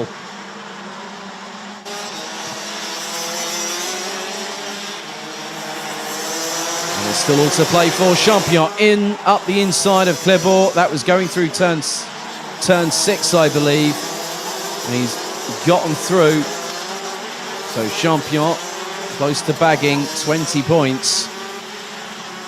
And effectively, if he takes a good score tomorrow, maybe in the first race for DD2 Masters, I think the title could very much be assured as his.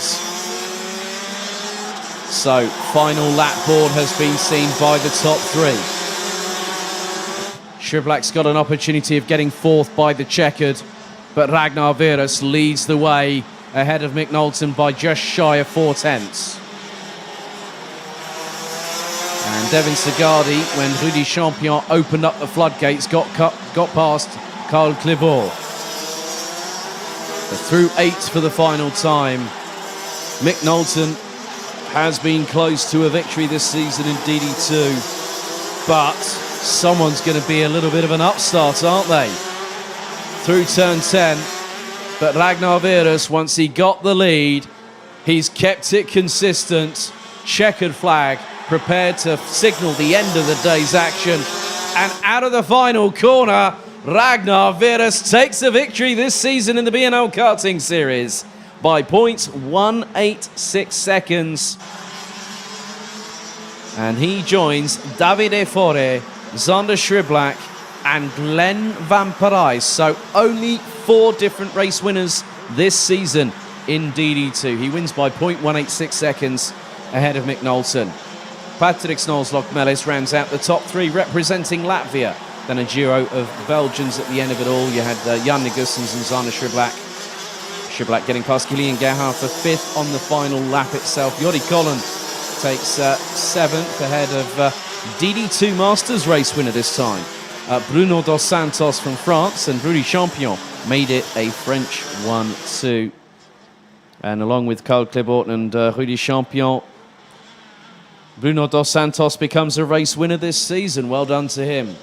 Devin Segardi rounds out the top 10 overall ahead of Carl Klebort, Maxime Derrix, Christoph Adams, Dmitry Ostrovsky, Jonathan Wimore, Maxim Shaposhnikov, with Tom Dessert unfortunately retiring on lap 1 and Glenn Van Parijs on the very first lap.